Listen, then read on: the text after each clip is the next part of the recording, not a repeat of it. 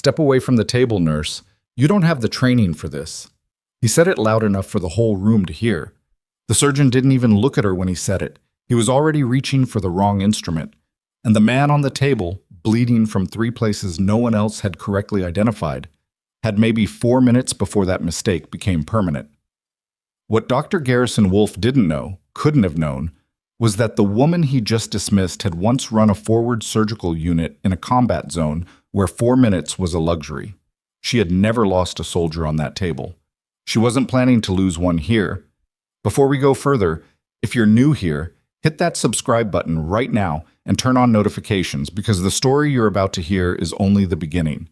Every week we bring you cinematic stories that will keep you up at night. And this one does not disappoint. Drop a like if you're already hooked and tell me in the comments, what city, what country are you watching from right now? I want to see exactly how far this story travels. Now, let's go back to that trauma bay, because what happens next changes everything. The call came in at 11:47 on a Tuesday night, which was already the wrong kind of night at Hargrove Memorial Hospital in Savannah, Georgia. 3 staff nurses had called out sick. The overnight attending was 40 minutes into a complicated appendectomy that had turned messy. The ER waiting room was packed with the usual Tuesday overflow: a broken collarbone, 2 possible cardiac events, a teenager who had burned his arm badly enough to need grafting, and the charge nurse, Donna Bellows, was doing the math on bodies versus beds and coming up short. So when the paramedics radioed ahead at 11:43 to say they were bringing in a male, mid-40s, blunt force trauma to the chest and abdomen, unconscious, BP dropping, the triage team that assembled in Bay 4 was thin. Voss was already there when the gurney came through the doors. She was a trauma nurse, had been for 9 years at Hargrove, longer than some of the residents had been in medical school. She was 37, lean in the way people get when they don't sit down much, with dark circles under her eyes that had stopped being remarkable to anyone who worked the night shift beside her. Her hair was pulled back in a knot that had been neat at the start of the shift and was no longer that.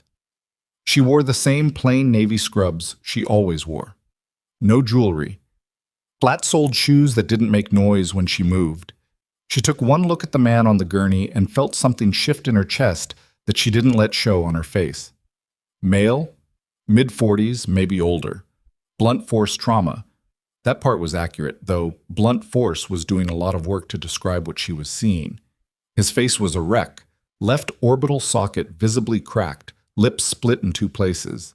His shirt had been cut open by the paramedics, and the bruising across his sternum was already the deep purple-black that meant internal, not surface. His breathing was shallow and asymmetrical, left side barely moving.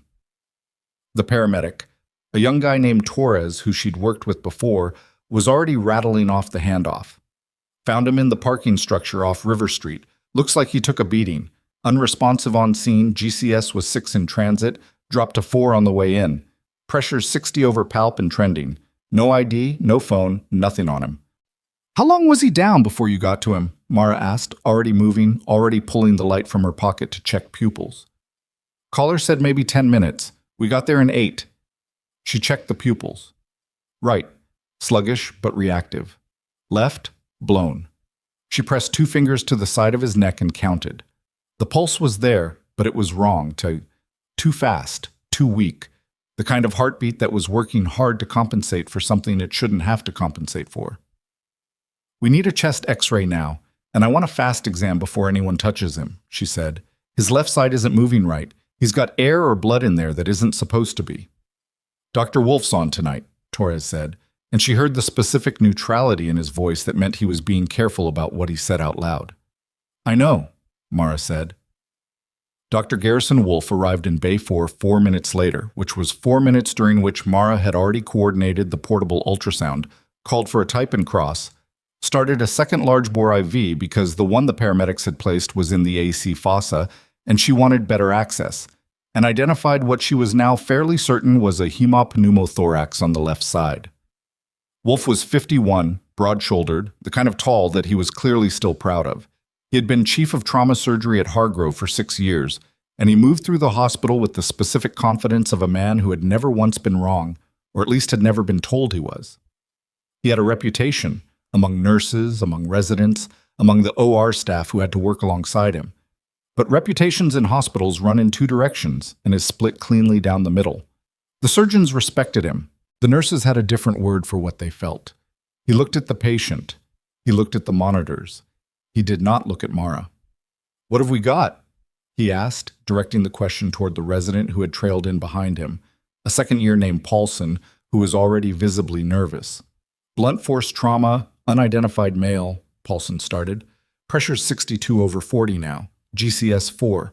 Nurse Voss thinks—" "I'm not asking what the nurse thinks," Wolf said, still not looking at her. "I'm asking what you see." Mara kept her hands moving. She was rechecking the line, rechecking the rate on the fluid running in, watching the monitor the way she always watched monitors. Not just the numbers, but the patterns between the numbers. "He's got diminished breath sounds on the left," she said, because someone had to. The fast showed free fluid in the abdomen, but his pressure drop is faster than that explains. "I think there's a tension component developing." Wolf turned and looked at her then. Not with hostility exactly, with the specific measured patience of someone explaining something obvious to someone who should already know it. "Nurse Voss," he said, "I appreciate the assist. What he needs is a chest tube and an exploratory lap. Step back and let us work." "His trachea is deviating," she said. She said it flat, no argument in her voice, just information. "Not much yet, but it's there." He looked at her for a second longer than was comfortable. "I'll determine that," he said. "Step back, please."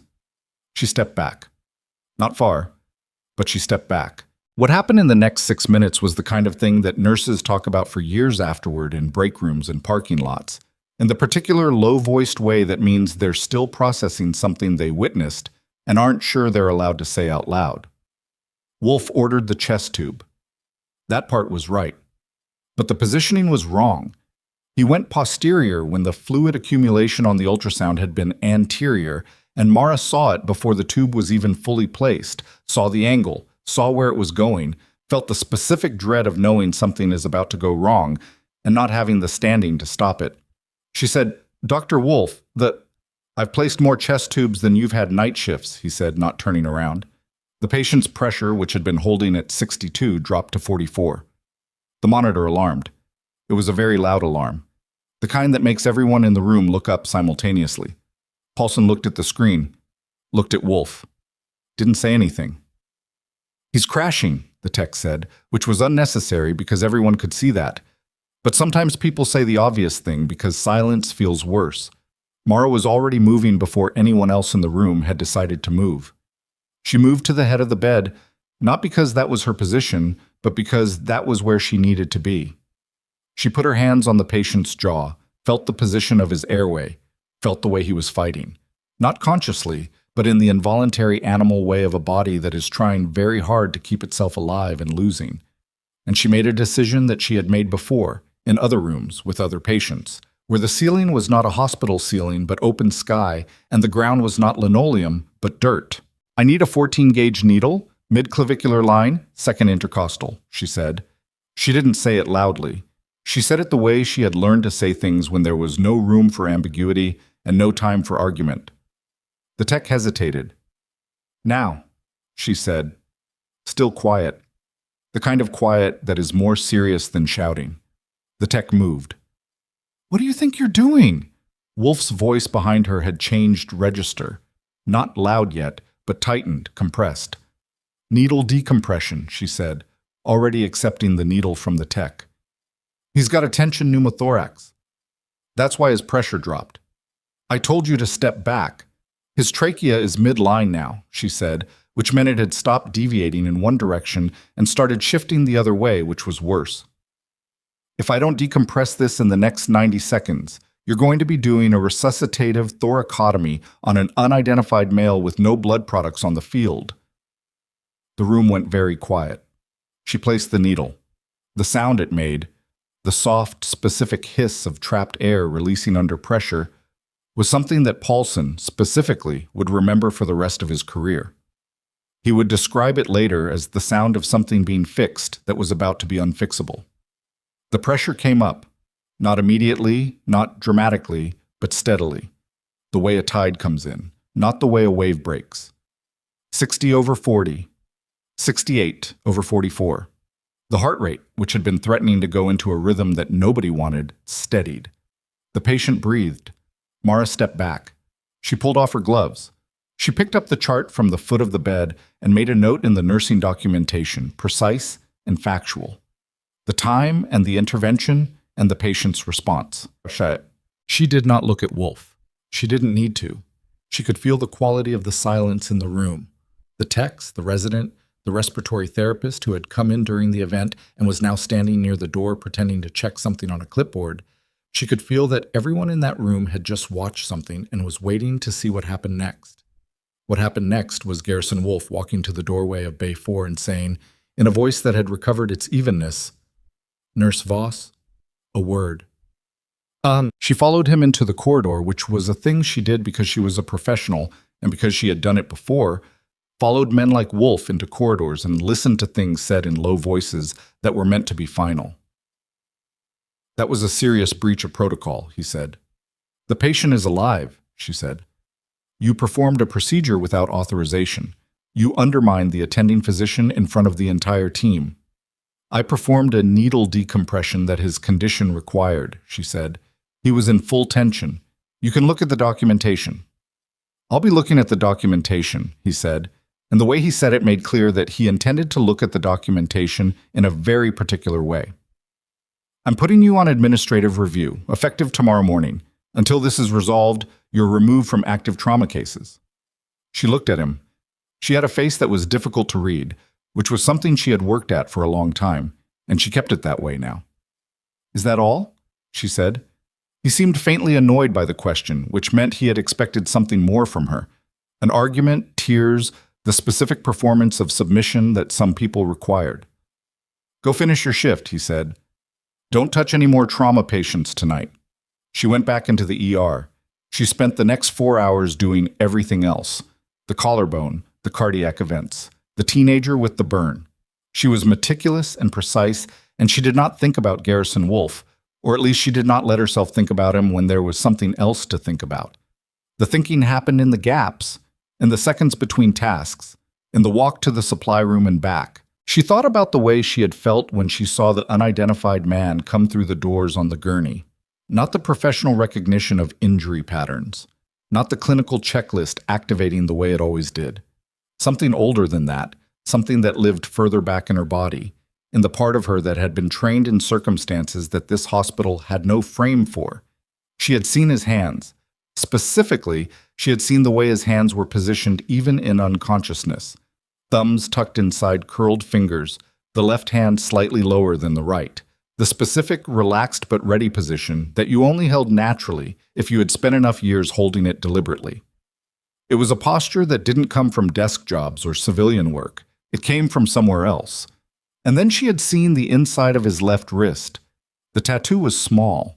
Most people wouldn't have looked at it twice, just a set of numbers and a symbol, faded and slightly distorted by an old scar that ran across part of it.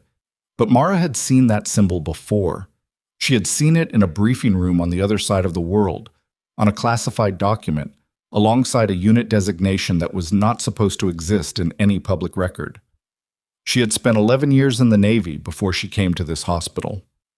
7 of those years had been in roles that she did not discuss, and that were not listed on her nursing license application under prior experience in any detail that would have meant anything to a civilian HR department. The man on the table in Bay 4 was not a random victim of a parking garage beating. She did not know yet exactly what that meant, but she knew it meant something, and she knew that something was going to complicate whatever came next in ways she couldn't fully see yet. She had learned a long time ago to sit with that kind of knowledge and not react to it prematurely, to wait for more information, to watch. At 3:40 in the morning, she was charting at one of the nursing stations when Donna Bellows came and sat down next to her. "You okay?" Donna said. "Fine," Mara said. "Wolf filed the paperwork already. Administrative review, effective 8 a.m. Donna's voice was careful. Not sorry for her exactly. Donna didn't do pity, but aware of the weight of what she was saying. "He's citing unauthorized procedure and insubordination." Mara finished the line she was typing. "I know." "For what it's worth," Donna said, Paulson told me what happened in there. The whole thing. He said, "It doesn't matter what Paulson said," Mara told her, not unkindly. "What Paulson says and what gets written in the official record aren't going to be the same thing." Donna was quiet for a moment. "Is that experience talking?" Mara almost smiled. Almost. Something like that. She submitted her last chart at 4:15 and walked to the ICU to check on the unidentified patient before her shift ended. This was within her normal duties, follow up on patients she had cared for, and she documented it as such. He was in a private room, sedated, on a ventilator. The chest tube had been properly repositioned during the exploratory lap that had followed the decompression. He had required 4 units of blood and 1 of plasma.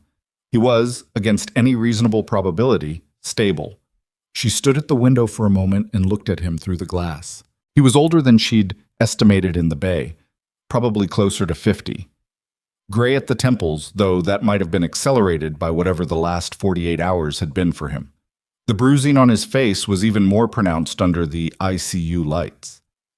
Whoever had worked him over had been thorough and methodical about it, which was its own kind of information. But it was the wrist she looked at again. The tattoo. She had been right about the symbol. She was certain of it now. She pulled out her phone and opened her contacts and scrolled to a number she hadn't dialed in 3 years. The area code was Virginia. The contact was listed as a first name only, a name that wasn't the person's name, but that they had agreed on a long time ago as a signal, a shorthand for a conversation that couldn't happen on any channel that anyone might be monitoring. She stared at the number for a while. Then she put the phone back in her pocket and went home. She did not sleep. She lay in the dark in her apartment 6 blocks from the hospital and looked at the ceiling and ran through scenarios the way she had been trained to run through scenarios. Methodically, without attachment to any particular outcome, just mapping the terrain. By the time the sun came up, she had made 2 decisions. The first was that she was going to attend the administrative review at 8 a.m. And she was going to do it correctly. Not defensively, not emotionally, but correctly. The second was that she needed to know who the man in the ICU was. Not because it changed what she had done. She would have done it for anyone. That was not the point. The point was that whoever he was, someone had gone to significant trouble to hurt him very badly. And the fact that he was now lying in a hospital with no identification in a city where Mara Voss happened to work felt like the kind of coincidence that she had learned in her previous life to not believe in. At 7:50 in the morning, still in her street clothes because she hadn't gone home to change, she walked into Hargrove Memorial and took the elevator to the administrative floor. The meeting was in a conference room that smelled like old coffee and carpet cleaner. Dr. Wolf was already seated. The hospital's chief medical officer, Dr. Patricia Osei, was at the head of the table with a folder open in front of her. There was also a woman from HR and the nursing supervisor for the ER department, a man named Kevin Bart, who had always been careful to maintain what he called a neutral position, which meant he tilted toward whoever had the most institutional power and called it objectivity. Mara sat down. Dr. Osei said, "Nurse Voss, thank you for being here. We've reviewed Dr. Wolf's account of last night's events, and we'd like to hear your account." Mara gave it. She gave it the same way she had documented it, in order, precisely, without editorializing. She described the patient presentation, her assessment, the specific clinical indicators she had observed, the intervention she had performed, and the patient's response. When she was done, Dr. Osei looked at the folder for a moment. Wolf said, "With respect, what Nurse Voss has just described is her own interpretation of events. The clinical record reflects that the patient was being appropriately managed and that her unauthorized intervention was at minimum a serious deviation from protocol. The patient's pressure went to 44, Mara said, after which I was addressing his trachea was deviated at 47. It was midline by 38. That's a 7-minute window during which tension was developing. I placed the needle at approximately minute 5 of that window." She looked at Wolf for the first time since sitting down. "The alternative was watching him die while we discussed protocol." Wolf's jaw tightened. "This kind of attitude is exactly—" "Nurse Voss," Dr. Osei said, not loudly, but with the particular weight of someone who is used to managing rooms. "Dr. Wolf has submitted a formal complaint. Until we complete our review, we're placing you on administrative leave with pay. You'll have the opportunity to submit a written statement, which we'll consider along with all available documentation. Mara looked at her. How long? We'll convene a full review panel within 5 business days. 5 business days. The man in the ICU would be off the ventilator in 3, probably, if his progress held. He would be awake. He would be able to talk. Understood, she said. She stood up, she picked up her bag, and then the door to the conference room opened without anyone knocking. That was the first strange thing. Nobody opened that door without knocking. The second strange thing was the man who came through it. He was wearing a suit that was too good for a hospital administrative meeting and too plain to be anything civilian, the specific cut and fabric of someone who had spent enough years in uniform that civilian clothes still sat on them like a costume. He was perhaps 55 with close-cropped gray hair and the kind of face that had been weathered by time and specific kinds of stress that had nothing to do with boardrooms. He looked at Mara first. Not at Wolf, not at Dr. Osei, not at the HR woman, at Mara. And something in his expression shifted. Not quite surprise, but close to it. Something that might have been relief, if relief could also look like a problem getting more complicated. I apologize for the interruption, he said to the room, though he was still mostly talking to Mara. My name is Harlan Briggs. I'm with the Department of Defense. The patient admitted to your ICU last night, the unidentified male, is one of ours. The room went very still. We've been looking for him for 31 hours, he said. And we need to speak with whoever was his primary care provider from the moment he came through the doors. He looked at Mara again. I'm told, he said, that's you. Nobody in that conference room moved for a full 3 seconds. Harlan Briggs stood in the doorway with his hand still on the frame, not quite entering, not quite retreating, watching the room the way people watch rooms when they've walked into situations they already knew were complicated and have decided to let the complications settle before they add to it. Dr. Osei was the first to find her voice. Mr. Briggs, this is a private administrative meeting. You can't simply— I understand that, he said. And I am sorry. But the man in your ICU is operating under a classified federal designation, and the nature of his work creates some time-sensitive complications that I need to address directly with his care team. His care team, Wolf repeated. The words came out in a tone that said he was deciding how to feel about them. Yes. Briggs looked at Mara again. The look was brief and professional and contained an entire conversation that she wasn't going to have in front of these people.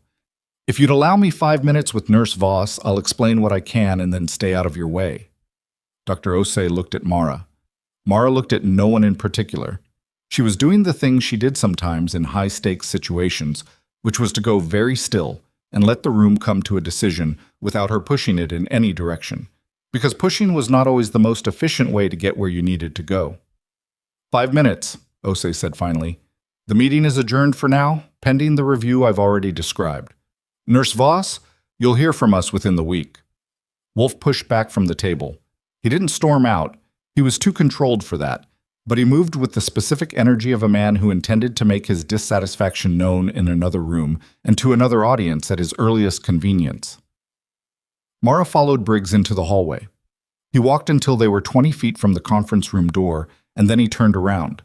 Up close, the weathering she'd noticed was more specific. Not age exactly, but accumulated operational stress, the kind that leaves marks that have nothing to do with wrinkles. You know who he is, Briggs said. It was not a question. I know what the tattoo means, she said. I don't know his name. His name is Warren Falk. He said it the way you say a name that means something, waiting to see if it lands. Lieutenant Commander, retired. He's been running an extraction network for the last 3 years under a DoD contractor designation. Off-book, mostly. The kind of work where paperwork is a liability. She absorbed that. Extraction networks. The kind of infrastructure that pulled people out of situations they had gotten into on behalf of the government. People who couldn't be helped through any official channel because no official channel would admit they existed. What was he doing in Savannah? She asked. We're still working on that, Briggs said, which meant he wasn't going to tell her. What I need to know is his current status, his medical status, your assessment, not whatever's in the chart. He's stable, she said.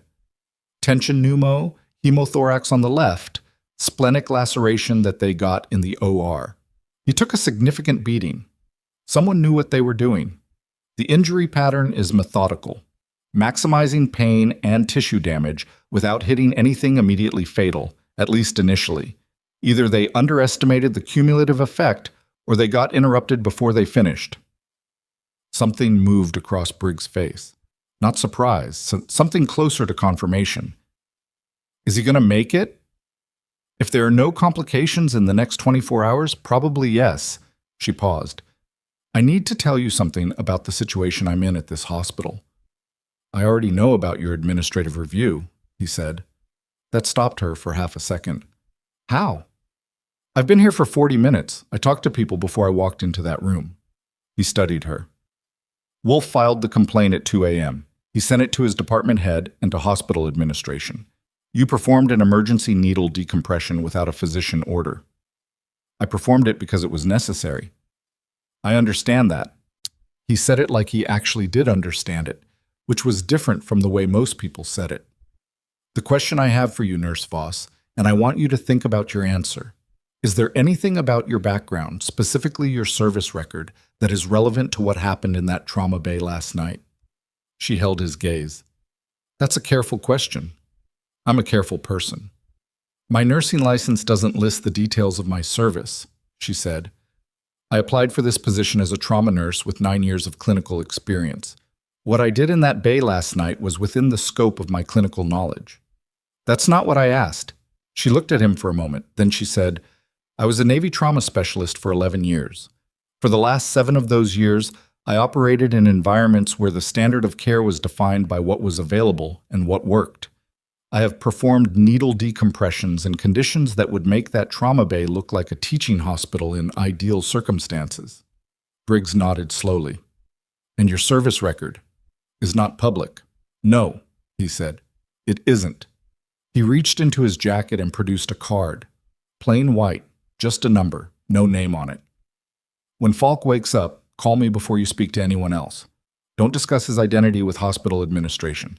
And don't let them close the book on your review before we've had another conversation. She took the card. You're going to help me. I'm going to see what I can do, he said, which was the most honest version of yes she'd heard in a while. Don't mistake that for a guarantee. He left. She stood in the hallway for a moment holding the card, listening to the sounds of the hospital, the intercom, the distant elevator, a cart being wheeled somewhere on the floor above, and she thought about Warren Falk's hands, the way they had been positioned even in unconsciousness. And she thought about the 11 years she had spent learning things that had no official name and left no official record. Then she went to her locker, changed into street clothes, and left the building. The next 36 hours were the longest kind of waiting, which is the kind where you can't do anything useful and your mind keeps running drills anyway. She went home. She slept 4 hours, which was more than she'd managed the night before. She ate something she didn't taste. She ran 3 miles around the park near her apartment in the early afternoon heat, pushing the pace past comfortable into the range where there wasn't enough oxygen left for thinking, which was the point. She showered. She sat at her kitchen table with a cup of coffee and her laptop, and she looked at the ceiling for a while. She was on administrative leave. She could not go to the hospital. She could not check on Warren Falk through any official channel. She could call Donna Bellows, which she did, once, early on the second morning. He's awake, Donna told her, keeping her voice low in the way she did when she was at the station. Woke up early this morning, extubated himself before the night shift nurse could stop him. That tracks, Mara said. He's not cooperative with the doctors, Donna said. Won't give them a name, won't let them contact family. There are federal people in the hallway outside his room, 2 of them, which is making everyone very uncomfortable. What's Wolf doing? A pause. Wolf's been to his room twice, the second time the federal guys asked him to leave. Mara absorbed that. Okay. Mara. Donna's voice dropped lower. He's been asking about you. She sat with that for a moment. What do you mean? The patient. He's been asking who the nurse was in the trauma bay. He won't tell us his name, won't call anyone. But he asked about you. By name, actually. He asked for you by name, which we don't know how he knows it, and I'm telling you because I thought you should know. After she hung up, she sat very still in her kitchen and thought about what it meant that Warren Falk, who had regained consciousness, who had extubated himself against medical advice, who was refusing to cooperate with anyone, had been asking specifically for her. She took the card Briggs had given her and dialed the number. He picked up on the second ring. "He's awake," she said. "I know," Briggs said. "He's asking for me." A beat. "I know that too." "Then I think we need to move faster than within the week." Another pause, longer this time, the kind where someone is making a decision that involves more variables than they want to explain. "Can you be at the hospital at 8 tomorrow morning?" he asked. "I'm on administrative leave," she said. "I'm technically not supposed to be in the building." "I'll handle that," he said. She thought about Garrison Wolf's face in the conference room, the specific quality of his certainty, the way he had said her name, not with malice exactly, but with the absolute confidence of someone who has never been overturned and cannot conceive of being overturned. 8 o'clock, she said. "I'll be there." Meet. She arrived at 7:50 and found Briggs waiting near the main entrance with a woman she hadn't seen before, late 40s, dark hair pulled back, wearing the same category of suit that Briggs wore but better fitted. She was introduced as Agent Lena Marsh, and she looked at Mara with the particular professional assessment of someone who has read a file on you and is now checking the file against the actual person. They went to the 4th floor where Warren Falk's room was, and where the 2 federal agents Donna had mentioned were still posted in the hallway, looking like furniture that had learned to look casual. Briggs spoke to one of them. The door opened. The room smelled like antiseptic and the particular staleness of a space where someone had been lying in one position for too long. The blinds were half closed. Warren Falk was sitting up in the bed at an angle that was clearly painful and that he was refusing to acknowledge was painful, in the way of people who have made a specific decision about what counts as incapacitating and what does not. He looked worse in better light. The bruising on his face had gone through its color cycle into a deep greenish purple. His left eye was still partially swollen shut. There was a tube in his left side that was going to be there for another few days, but his right eye was clear, and it found her immediately when she came through the door, and the focus in it was absolute. "You're Voss," he said. His voice was rough from the extubation. "Yes," she said. "You placed the needle." "Yes." He looked at her for a moment with an expression she couldn't fully read because half his face wasn't cooperating. Then he said, "I was conscious for about 45 seconds in that bay, before I went all the way out.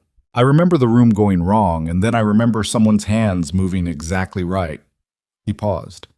"You know what I mean by that." "I do," she said. "How long?" he said, not asking for an explanation, just asking for a number. 11 years, she said. 7 of them in the field. He nodded, slowly, like someone confirming something they had already decided was true. "What was your last posting?" She glanced at Briggs. Briggs gave a small nod. "SOTF South," she said. "Last 2 years." Something in Falk's expression shifted. Not dramatically. His face was not a face built for dramatic expressions, but something settled in it, some remaining tension that had been waiting for this specific piece of information before it let go. "Okay," he said. "Then you know what I am." "I know what you were," she said. "Briggs told me what you're doing now." "What I was doing now," he corrected. "Past tense, maybe, depending on how the next week goes." He looked at Briggs. "Where are we?" "Still working the question of who hit you," Briggs said. "We've got a partial on the vehicle used. We're running names." "It wasn't random," Falk said. "We know." "Someone burned the location," Falk said. "Someone who knew where I was going to be and why." He said it without particular emotion, the way you state a fact that is unpleasant but settled. 3 people had that information. 2 of them are people I'd stake my life on. He paused. "I've clearly been wrong before." The room was quiet for a moment. Then Falk looked at Mara again. "Briggs tells me you're having a problem here." "It's being managed," she said. "He tells me a surgeon is trying to bury your career because you saved my life." She didn't answer that directly. "He filed an administrative complaint. It goes to a review panel. And if the review panel sides with him, then I find another position, she said. It's not the end of the world. Falk looked at her with an expression that was not quite irritation but was adjacent to it. I've been awake for 18 hours. In that time, I've been visited by 4 doctors, 2 of whom were competent and 2 of whom were not. And I've read the nursing notes from my admission because I asked for them and someone failed to consider that I would read them carefully. He shifted in the bed, which cost him something. She could see the cost in the tightening around his eyes, and didn't acknowledge the cost. The surgeon's notes describe a managed intervention that maintained stable patient condition. Your nursing notes describe an emergency needle decompression following tension pneumothorax with tracheal deviation and pressure drop to 44. Those 2 accounts cannot both be accurate. No, she said, they can't. Then someone falsified a record. Someone altered the framing of a record, she said carefully. It's more complicated than outright falsification. Wolf's notes aren't factually wrong in the way that's easy to prove in a review. He just omitted certain details and changed the sequence. Falk absorbed that. Then he said, I want to speak to the review panel. Briggs said, Warren, as a patient, Falk said, as the patient, I have the right to address a review concerning my own care. He looked at Briggs with the particular flatness of a man who has spent a great deal of time being patient about bureaucratic processes and is currently done being patient. Get me in front of that panel. Your presence here complicates. I'm already complicated, Falk said. Get me in the room. Mara left the hospital that morning not entirely sure how to feel about any of it, which was unusual for her. She had spent a long time learning to manage the space between what she knew and what she felt, to keep them in separate rooms, to not let the one contaminate the other. It was a skill that had served her well in the Navy and had continued to serve her in civilian life, and she generally trusted it. But somewhere between Falk's room and the parking lot, the rooms got a little less separate. She sat in her car for 10 minutes before starting it. She thought about the administrative review. She thought about what a review panel would look like. The careful, neutral faces, the folder of documents, Wolf's version of events presented in the precise technical language designed to make his interpretation sound like fact. She had been in rooms like that before, in different contexts, and she knew how they worked. She knew the weight that institutional authority carried. She knew that a surgeon with 6 years of departmental tenure and a list of publications and a reputation with the hospital board was a formidable thing to argue against with nothing but nursing notes and her own account. What she was less clear on was whether Warren Falk was going to be a solution or a complication. His presence made things visible that she had spent years keeping invisible, and she didn't yet know whether that visibility was going to help her or cost her something she wasn't prepared to pay.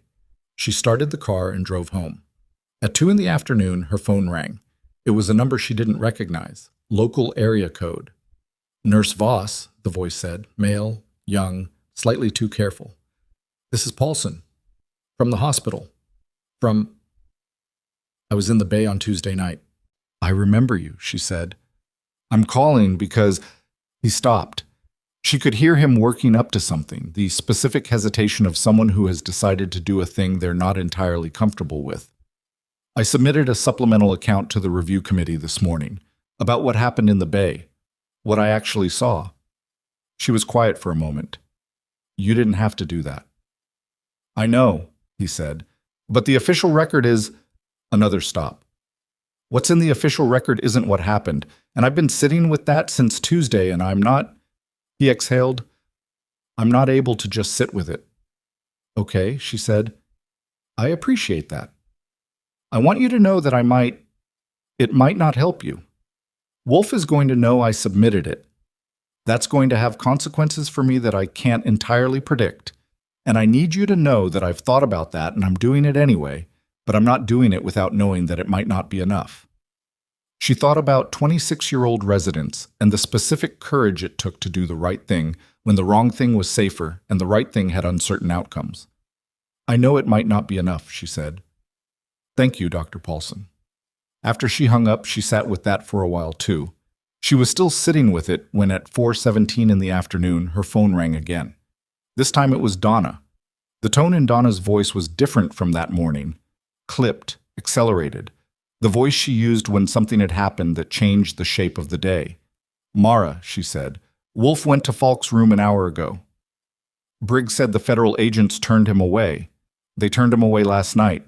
This time he went to the charge nurse and said he was the attending of record and still had authority over the patient's care, and he needed to adjust the medication orders. Donna's voice was very controlled. "He went in. He was in there for 11 minutes. Falk is—" She paused. "Falk is fine, physically. The agents were in the room within 2 minutes. But Wolf, Mara, he updated the chart again while he was in there. I don't know what he put in it. The federal people are in with the CMO right now, and there is a conversation happening on that floor that I have never seen the equivalent of in 12 years at this hospital." Mara was already standing, already reaching for her keys. "He can't update the chart on a federal patient," she said. "That's not— There's a designation on that file. There have to be access restrictions." "There are now," Donna said.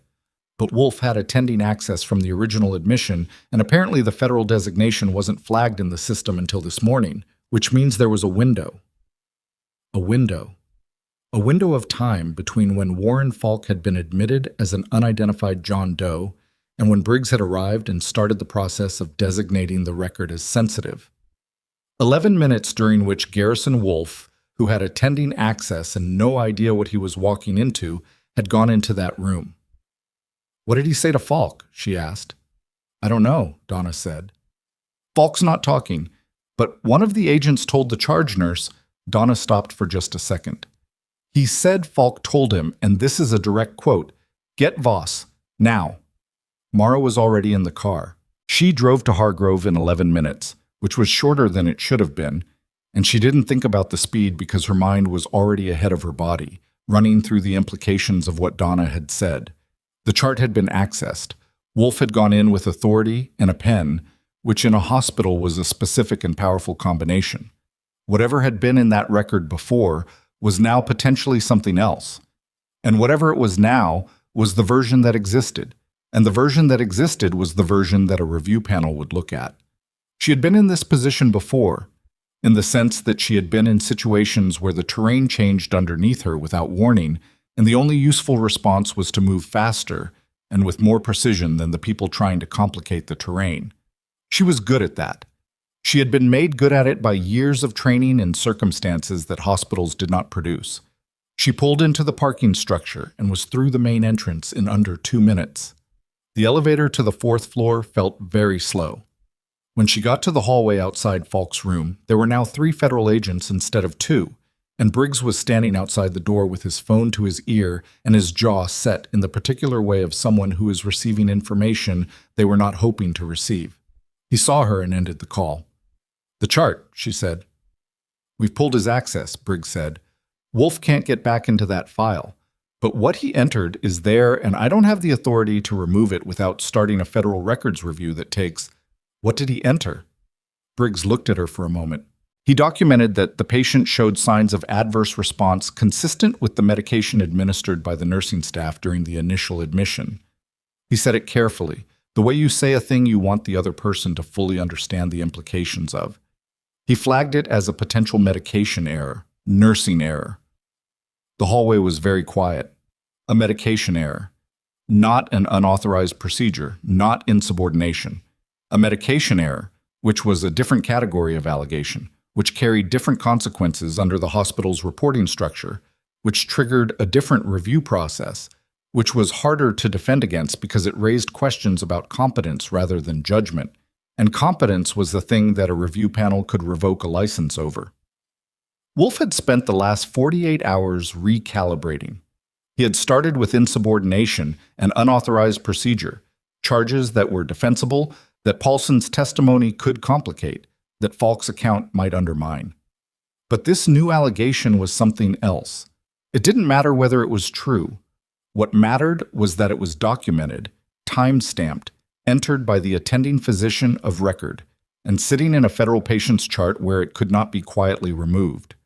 It was not a medical complaint, it was a weapon. and Garrison Wolf had just used it while she was sitting in her apartment thinking she had until the end of the week. She looked at Briggs. He looked back at her. "I need to go in," she said.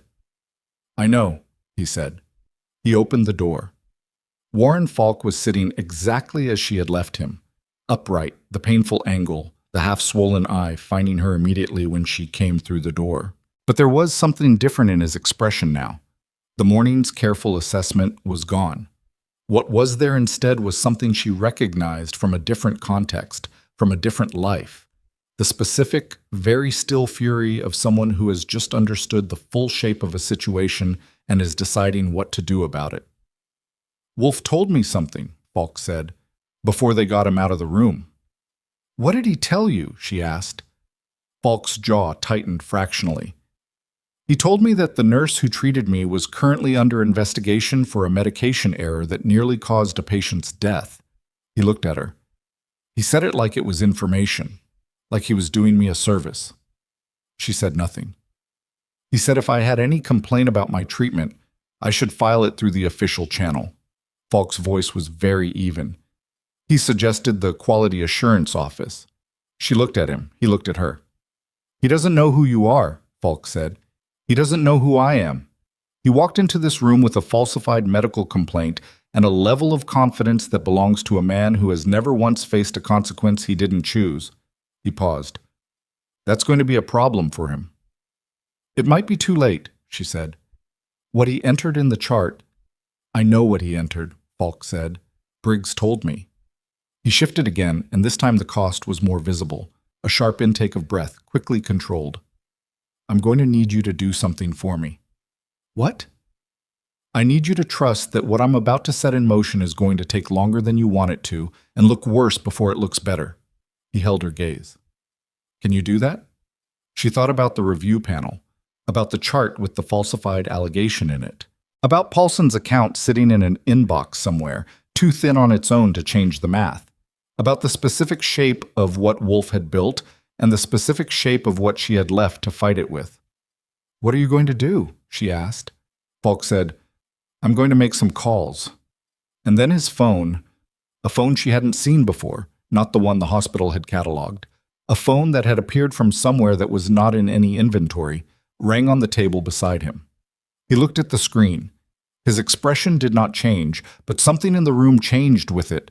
A drop in temperature that had nothing to do with the air conditioning, a shift in the quality of the silence. He looked up at her.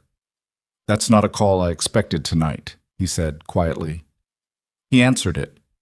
She watched his face as he listened, watched the very controlled stillness of it, watched the single moment, 3 seconds into the call, when something he heard made his eyes go flat in the way eyes went flat, when the scope of a situation had just expanded beyond what either of you were accounting for. He said 2 words into the phone. Then he lowered it and looked at her with an expression that was not fear.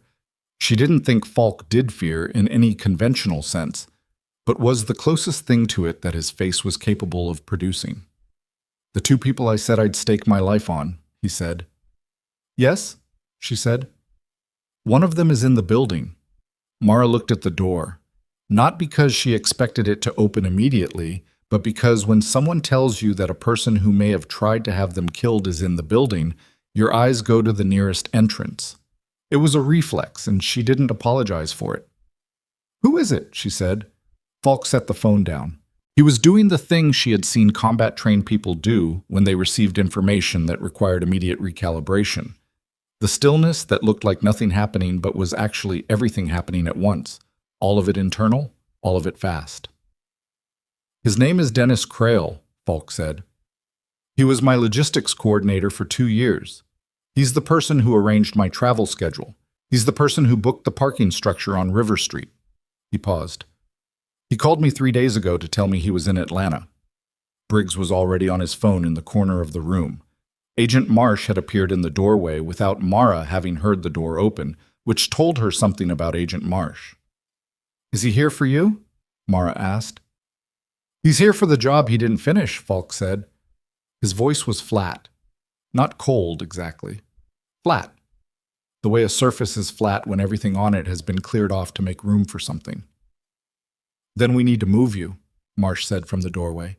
I'm not moving, Falk said. Warren, I'm on a ventilator drain and a chest tube, and I've got 2 units of somebody else's blood in me, he said. I'm not mobile in any useful sense, and if I try to be, I'll blow the repair they did on my spleen, and then we'll have a different problem. He looked at Marsh.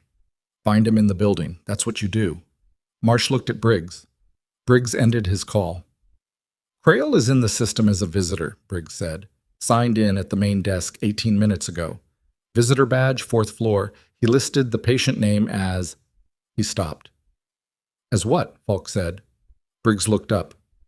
As Warren Falk. The room processed that for a moment. He had signed in with Falk's real name, which was not the name on any public record for the patient in room 412, which meant he already knew that the federal cover on the admission had either been compromised or was thin enough to see through, and he had walked through the front door of the hospital in broad daylight and put his name in a visitor log, which was either arrogance or something that looked like arrogance but was actually a message. He wants you to know he's here, Mara said. Falk looked at her. He signed in, she said. He used your name. He didn't have to do either of those things if he was trying to get to you quietly. He's announcing himself. Why? Marsh said. Mara thought about it for 3 seconds. Because he's not here to finish the job. He's here for something else. Information, maybe, or leverage. She looked at Falk. What does he know that someone else wants? Falk was quiet for long enough that she knew the answer was complicated. The extraction network, he said finally. There are 7 people currently in pipeline. Their locations, their cover identities, their exit routes. All of it is in a format that Crail had access to in segments.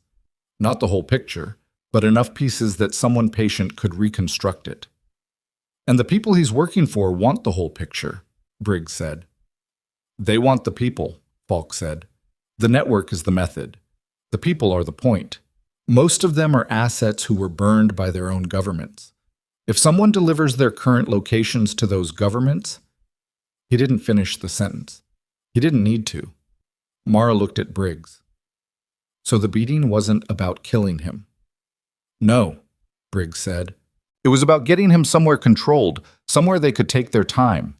He said it with the specific displeasure of someone who has just understood a situation too slowly. The parking structure was meant to be an acquisition, not a termination. Something went wrong with the timeline. And now Crail is here because Falk survived and is in federal protection, and whatever window they had for a controlled extraction is closed, Marsh said. So they're pivoting. To what? Mara said. No one answered immediately, which meant they were all thinking the same thing, and no one liked the shape of it. If Crail couldn't get Falk out of a federal protected hospital room, the next option was simpler and messier. Make sure Falk couldn't tell anyone what he knew. Not extraction, termination, the way the original plan should have ended. Quick, in a hospital, disguised as a medical event. Mara thought about the chart, about what Wolf had entered into it, about the medication error allegation sitting in a federal patient's medical record with a timestamp and an attending physician's signature. The chart, she said. Briggs looked at her. Wolf entered a medication error in the chart, she said. He said the nursing staff may have administered something incorrectly. If something happens to Falk, if he codes, if his condition deteriorates, that entry is already there. The explanation is already there. A compromised nurse, a medication error, a patient who is already critical. She said it carefully, the way you say a thing you want people to follow all the way to the end. Whoever Crail is working for, they may have known about Wolf. They may have helped create that entry. The room was very quiet. Briggs said, That's a significant... Is Wolf still in the building? She asked. Briggs got on his phone. Falk was watching her. She was aware of his attention the way she was aware of a specific instrument reading. Not distracting, but present, informative. You think Wolf is connected, Falk said. I think the timing is very convenient, she said. I think a surgeon with no motive to falsify a medication error did it anyway, hours after a federal patient arrived at his hospital, hours after he was turned away from that patient's room by federal agents. She paused. I don't know if he knows what he's involved in. He might just be a man who was approached by someone who made it worth his while to cause a specific kind of trouble for a specific nurse at a specific moment. A man who was already angry at you, Falk said. A man who was already angry at me, she agreed, which made him easy to approach. Briggs ended his call. His expression had changed. Wolf left the building 20 minutes ago, he said. His car is in the garage. He signed out, but his car is still here. He looked at Marsh. Find Crail. Right now. I want every stairwell and every elevator. Marsh was already moving. Mara looked at Falk. Is there anything in this room that could be used against you medically? Anything someone with hospital access could adjust? He looked at his IV line, then at the chest tube, then at the medication pump on his left side. The pump, he said. She was at the pump in 4 steps. She checked the settings. The rate was correct. The medication was what it should be. But the access port, the secondary port on the line, the one that a visitor or an unauthorized person could use to introduce something without touching the pump itself. The cap on the secondary port was not seated the way she had left it. She had not left it. She had not been the one to set up this room. But she remembered rooms. She remembered details. And the cap was rotated 90 degrees from the position she would have placed it in, which was a thing that happened when someone had opened it and then replaced it in a hurry. Don't touch your line, she said. Falk looked at her. He did not ask why. He looked at his arm and then at the port and then back at her, and she saw the specific moment when he understood. She stepped to the door. I need a new IV line, new tubing, and a medication pump from a sealed cart. I need it now, and I need it from someone I can see open the packaging. The agent in the hallway looked at her. She was not, at this moment, a nurse with attending privileges. She was a woman on administrative leave who had been escorted in by a federal officer. She looked at him with the particular quality of attention she had developed over 7 years in environments where the difference between a request and an order was academic. He went to get what she asked for. She stayed in the doorway and watched the hallway in both directions. It took 4 minutes to replace the line. 4 minutes during which Briggs was on the phone continuously, and the corridor outside had acquired 2 more bodies. Agents, moving with purpose, doing the systematic work of narrowing a search in a building with 12 floors and 4 stairwells, and more exits than any hospital should reasonably have. She replaced the line. She replaced the pump. She capped the old line, labeled it, and put it in a sealed biohazard bag that she gave to Briggs without being asked. Test that, she said. Already planning to, he said. Falk watched all of this from the bed with the expression of a man who has been in enough critical situations to know when he is in one and has decided that the most useful thing he can do is stay still and let the people who are mobile do what they're doing. You've done this before, he said when she was done. Changed an IV line? Controlled a room under active threat. She looked at him. You already knew that. I knew it from a file, he said. This is different. She didn't answer that. She went to the window and looked at the angle of the parking structure from the room, visible, partially, through the gap in the buildings. She thought about Wolf's car still in the garage. She thought about a man who had left the building but whose car hadn't. Wolf isn't gone, she said. He left through the front so it would be on record, but he's still here. Briggs looked up. Why would he? Because he was told to be here, she said, or told to stay close. Or told to be available. She turned from the window. He's not the architect of this. He's an instrument.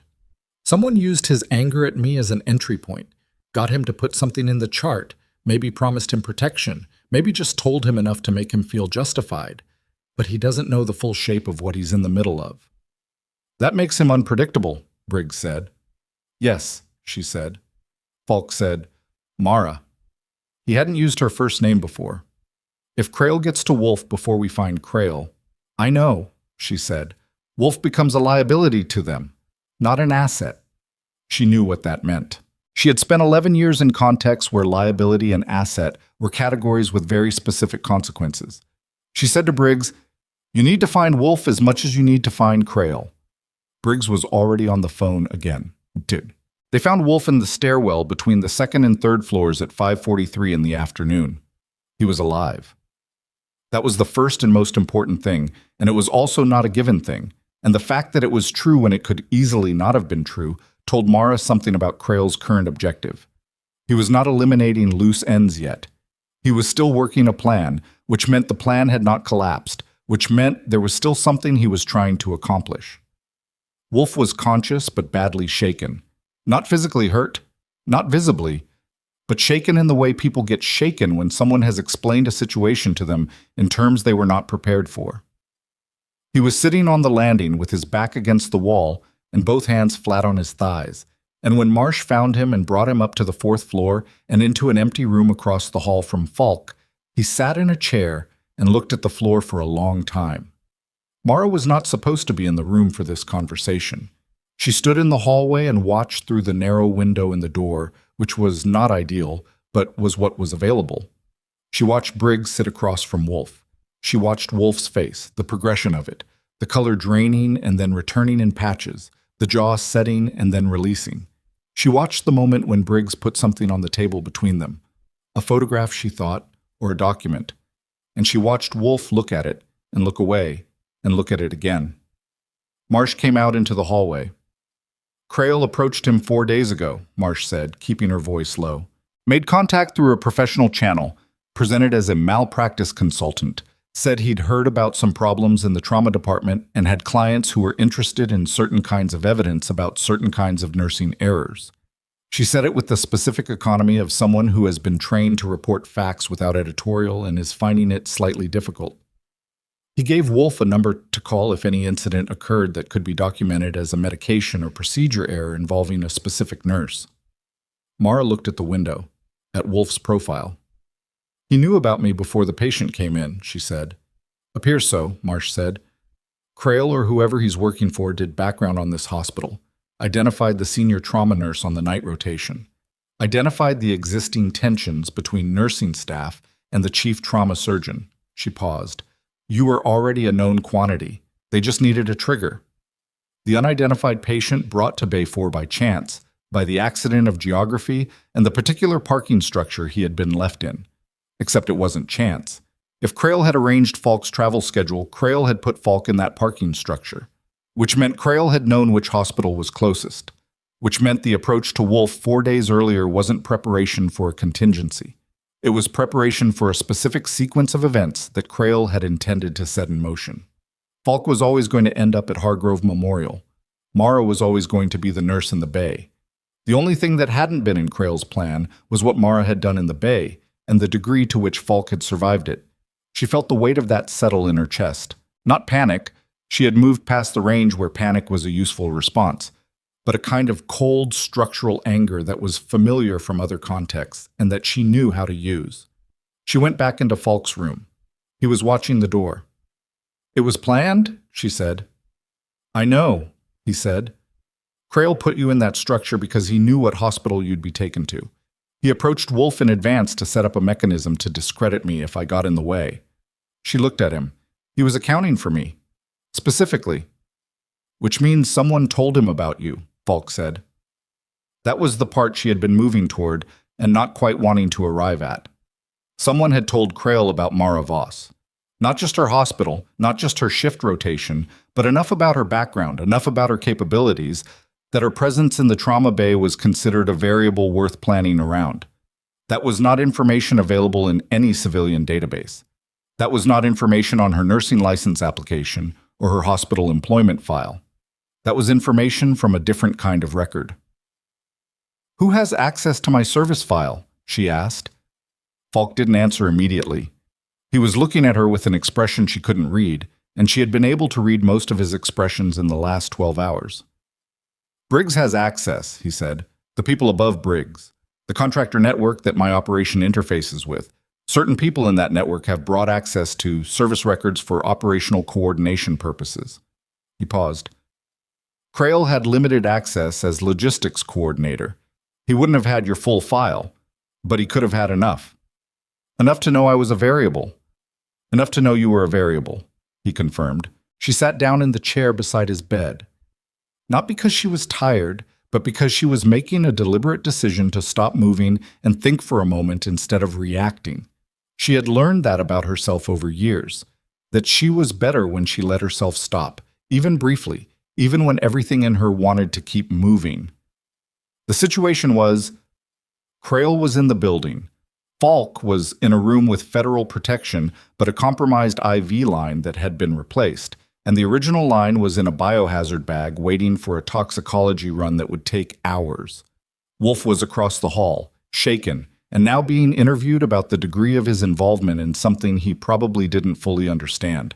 The chart still had the medication error allegation in it. The administrative review was still scheduled. And somewhere in this 12-floor building, a man who had helped coordinate a calculated assault on a federal operative and spent 4 days setting up a system to destroy a nurse's career was moving through the stairwells with a visitor badge and a plan that had not yet fully collapsed. She thought about what Crail's next move looked like. Not the elegant version of the plan, which was now compromised. The contingency version.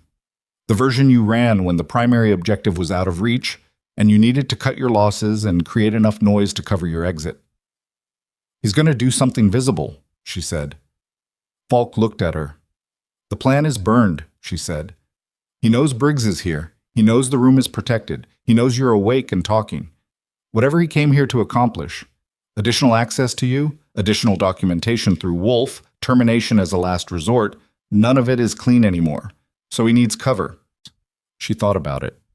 Something that creates enough confusion, enough institutional chaos, that he can walk out the front door in the middle of it and be gone before anyone has the bandwidth to look for him.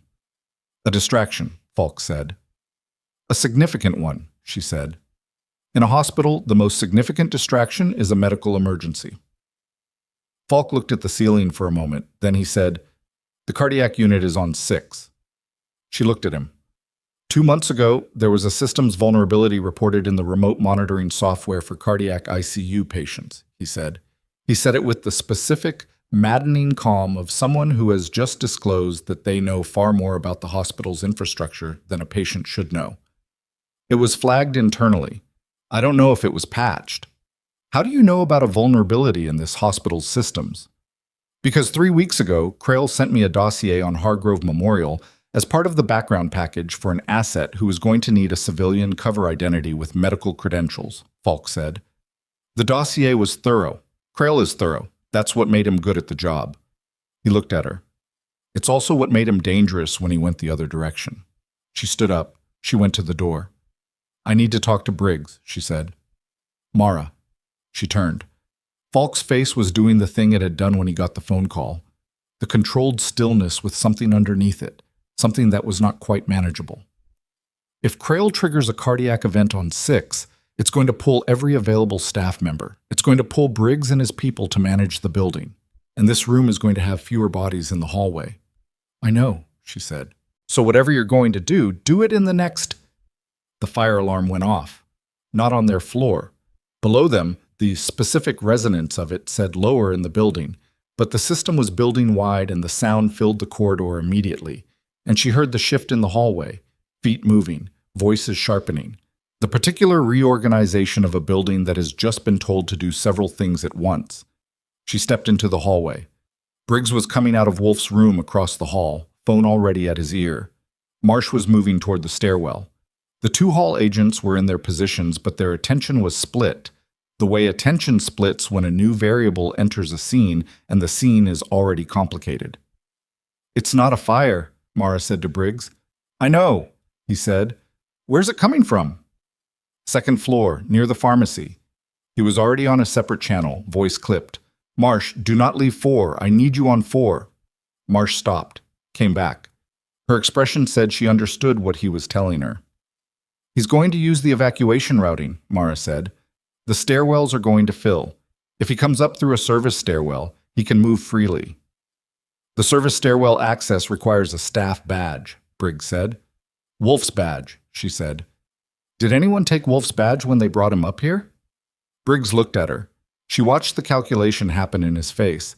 He turned and went back into the room across the hall. She heard him ask the question. She heard the answer, or didn't hear it. Heard the silence that was the answer. He came back to the doorway. "His badge is missing," he said. Somewhere below them, she heard the alarm shift pitch. Not louder, but changing, the system upgrading its designation from fire alert to something else. And through the window at the end of the corridor, she could see 2 floors of lights coming on simultaneously in the building across the way. which meant whatever was happening had cross-triggered something in the hospital's grid. She went back into Falk's room. "He has Wolf's badge," she said. Falk said, "Lock the door." "The room locks require an override." "The chair," he said, "under the handle." She picked up the chair she had been sitting in, plastic, lightweight, not ideal, and wedged it under the door handle the way you did it in buildings with no deadbolts, which was imperfect but better than nothing. Then she turned around. She looked at the room. She looked at what was in it. She looked at the things that could be used as barriers, and the things that could be used as instruments, and the angles of the door and the window and the connecting bathroom. This was something she knew how to do.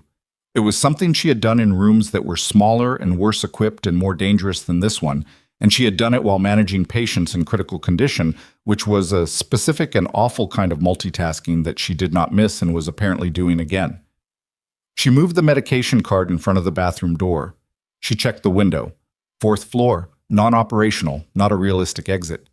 She went to the supply shelf and ran her eyes across it with the specific speed of someone who has learned to do rapid equipment assessment in conditions where assessment time is limited.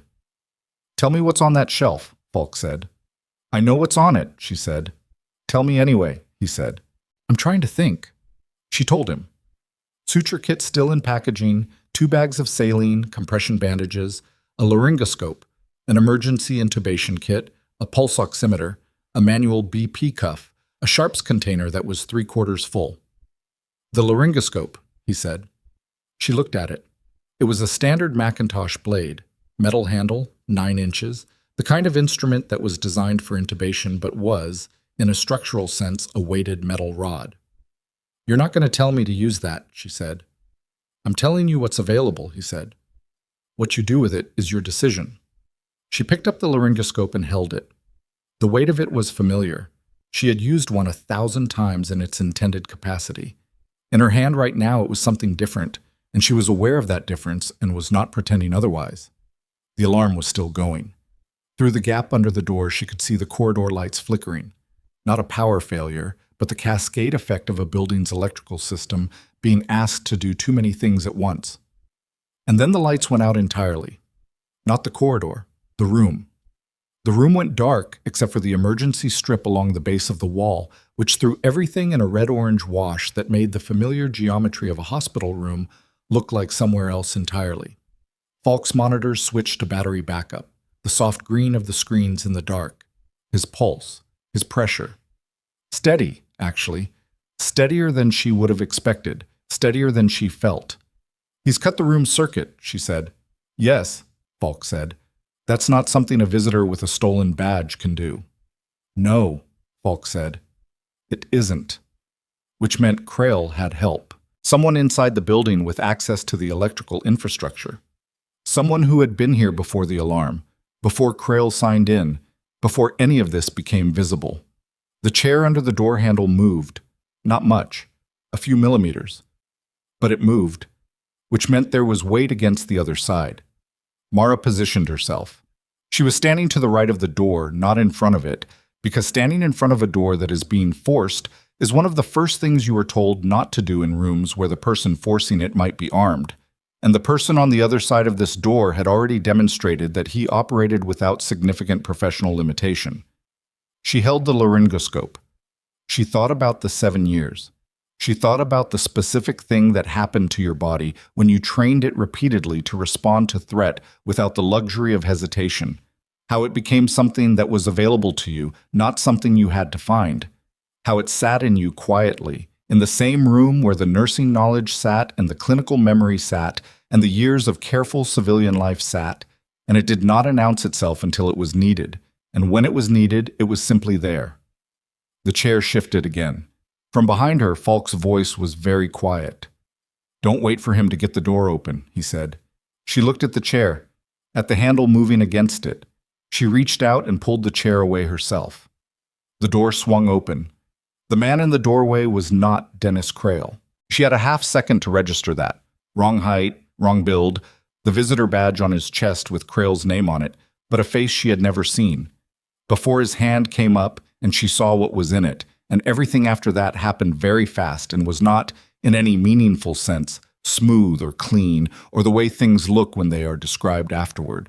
She moved left instead of back, which was the right call because it took her off the line he was committed to, and she brought the laryngoscope across with a motion that was not a swing, but a controlled extension of her shoulder and elbow, the way she had been taught to apply force to the widest point of available impact, and the contact was solid and immediate, and the man's arm dropped.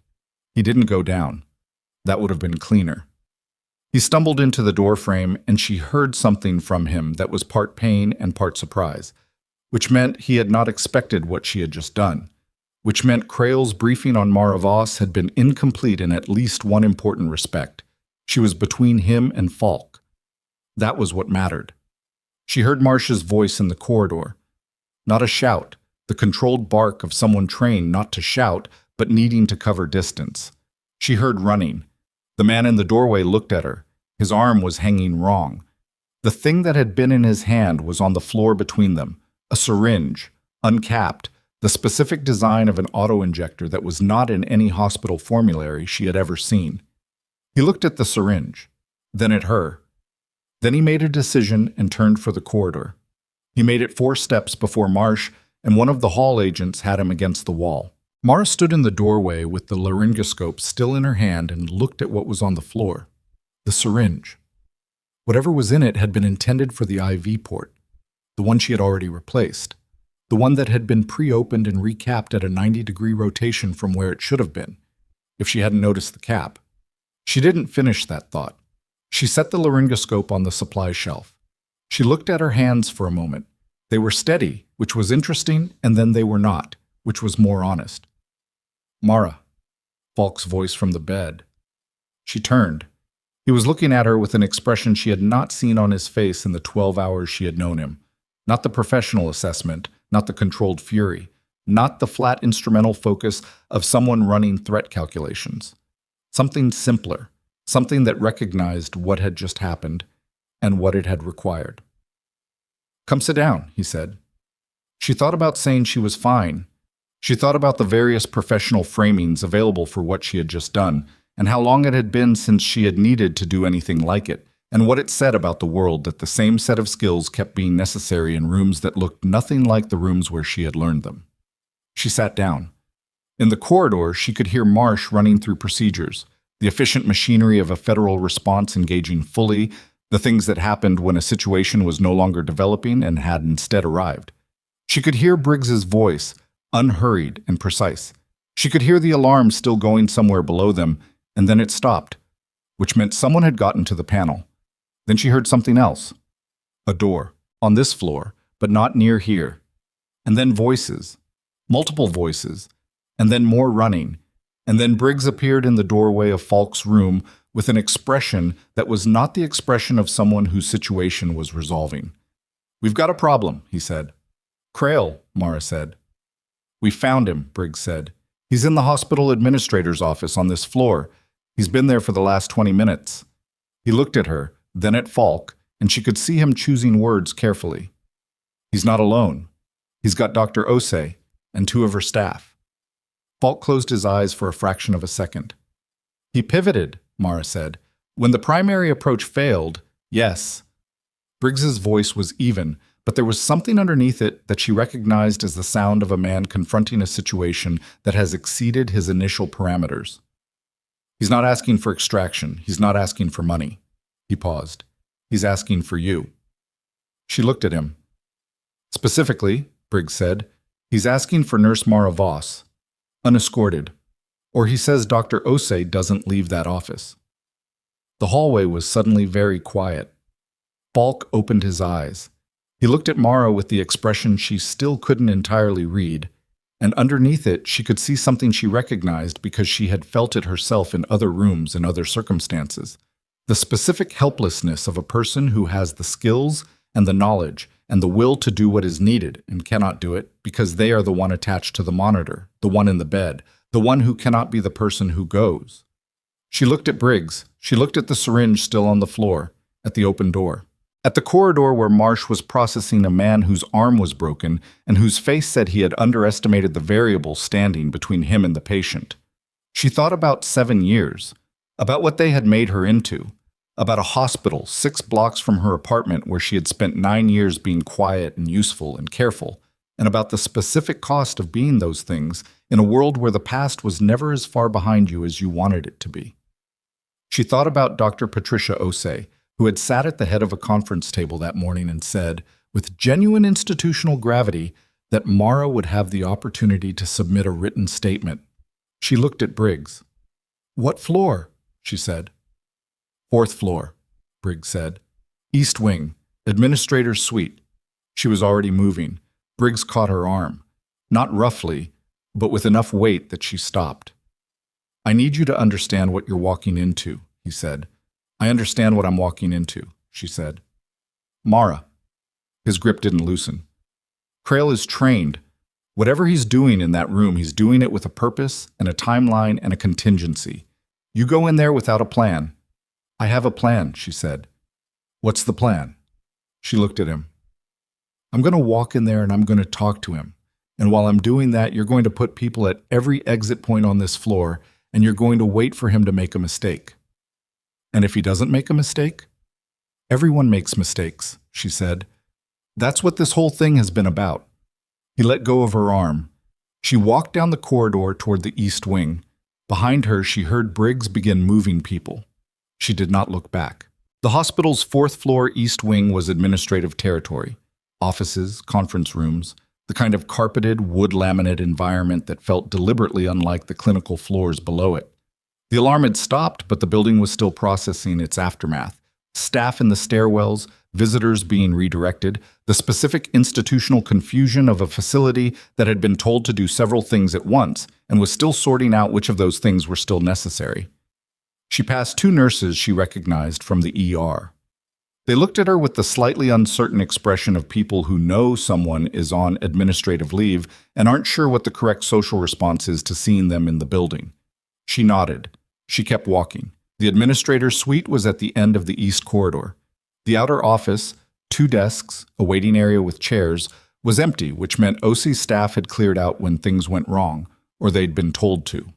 The inner office door was closed. She knocked. "Come in," said a voice that was not Osei's. She opened the door. Dennis Crail was standing behind Osei's desk, not sitting, standing in the way of someone who wanted the architectural advantage of height and the desk as a barrier. He was perhaps 50, compact, with the kind of unremarkable face that was specifically useful for someone in the business of not being remembered. He was wearing a jacket, no tie, and he looked at Mara the way people looked at something they had planned for. Dr. Osei was sitting in one of the chairs against the wall. She was composed. Mara would give her that. But the composure had the quality of something being maintained through deliberate effort rather than something naturally present. One of her staff, a young woman Mara recognized from the administration desk, was sitting beside her. The young woman was not composed. She was watching Crail with the wide-eyed stillness of someone who had decided that not moving was the safest available option. There was nothing visible in Crail's hands, no weapon she could see, but there was a phone on the desk in front of him, and he had one hand resting near it in a way that was not casual. "Nurse Voss," he said. "Mr. Crail," she said. "You came alone." "That was the request," she said. He looked at her for a moment.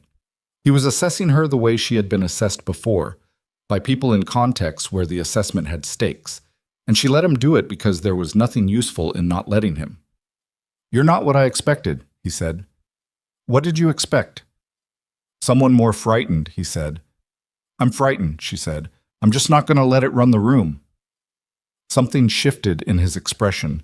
Not respect exactly, but the specific recalibration of someone who has confirmed an intelligence assessment. "Sit down," he said. She sat.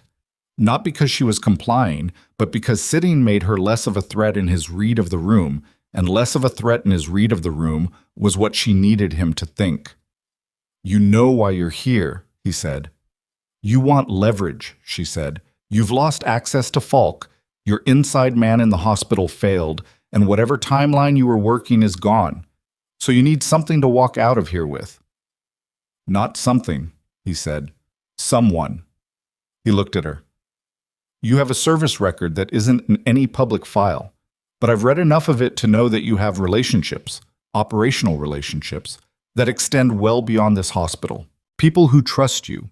People who will respond to you in ways they won't respond to federal agents making official requests. She understood. You want me to make contact with someone in the network. I want you to facilitate a specific communication, he said. One message to one person.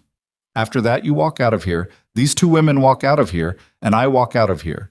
And whatever happens next happens through channels that don't involve any of us in this room. Who's the message for?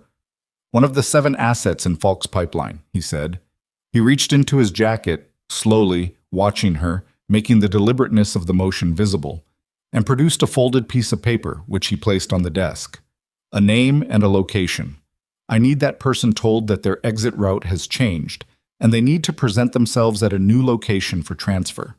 She looked at the paper without touching it. You want me to send a burned asset to a location you've chosen, she said, so that whoever you're working for can collect them. I want you to make a phone call, he said. That's what I said. He didn't respond to that. She looked at him. She thought about the 7 people in the pipeline, about what Falk had said, burned assets, people who had worked on behalf of organizations that could not officially acknowledge them, people whose current locations and identities were the only thing standing between them and governments that wanted them back. She thought about what happened to someone like that when they showed up at a location expecting an extraction team and found something else entirely. No, she said. The room was very quiet. Nurse Voss, no, she said again. Same tone, no escalation in it. I'm not going to do that. You can reframe it as many ways as you want, and the answer is the same. Crail looked at her for a long moment. Then he looked at Osei. Dr. Osei, he said, I'd like you to explain to Nurse Voss the nature of her current administrative situation. Osei looked at Mara. Her composure had tightened. There is a formal complaint on record, Osei said carefully, a medication error allegation. If that allegation proceeds through the review process, the outcome is, Dr. Osei, Mara said without looking away from Crayle, I know what the outcome is. He's told me he can make it go away, Osei said. Her voice had something in it that was not quite apology. The complaint, the review. He can't make it go away, Mara said. He's the reason it exists. He approached Wolf 4 days before Falk was admitted. The complaint isn't a problem I created. It's a tool he built. Osei went very still. Crayle's expression didn't change, but his hand moved slightly on the desk, toward the phone, then away from it. That's a significant claim, Osei said slowly. It's on record, Mara said. Wolf told Briggs everything an hour ago. He's across the hall.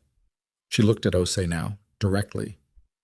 The man who set up your administrator's office as a negotiating room is the same man who manufactured the allegation against me.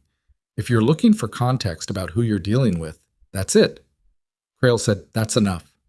Is it? She said. I said that's enough. The evenness in his voice had developed an edge, and she registered it and made a note of it. He was not a person who easily showed edges. The fact that one was showing meant something. The toxicology on the IV line is going to come back in the next 2 hours, she said. Whatever you put in that syringe, or had someone else put in it, is going to be identified. The man who tried to administer it is in federal custody and has a broken arm and will be talking before the end of the day, because the people who recruit instruments don't build loyalty into the relationship, and he knows that. She kept her voice even. Informational. The chart alteration is time-stamped. Wolf's account is on record. You signed into this building with a federal patient's real name, which is documented. The visitor log exists. She paused. What exactly did you think you were walking out of here with? Crayle picked up the phone. She watched him. He dialed a number. He held it to his ear. Nothing happened on his face while he waited. 5 seconds. 10. He lowered the phone. The number hadn't connected. She didn't know how she knew.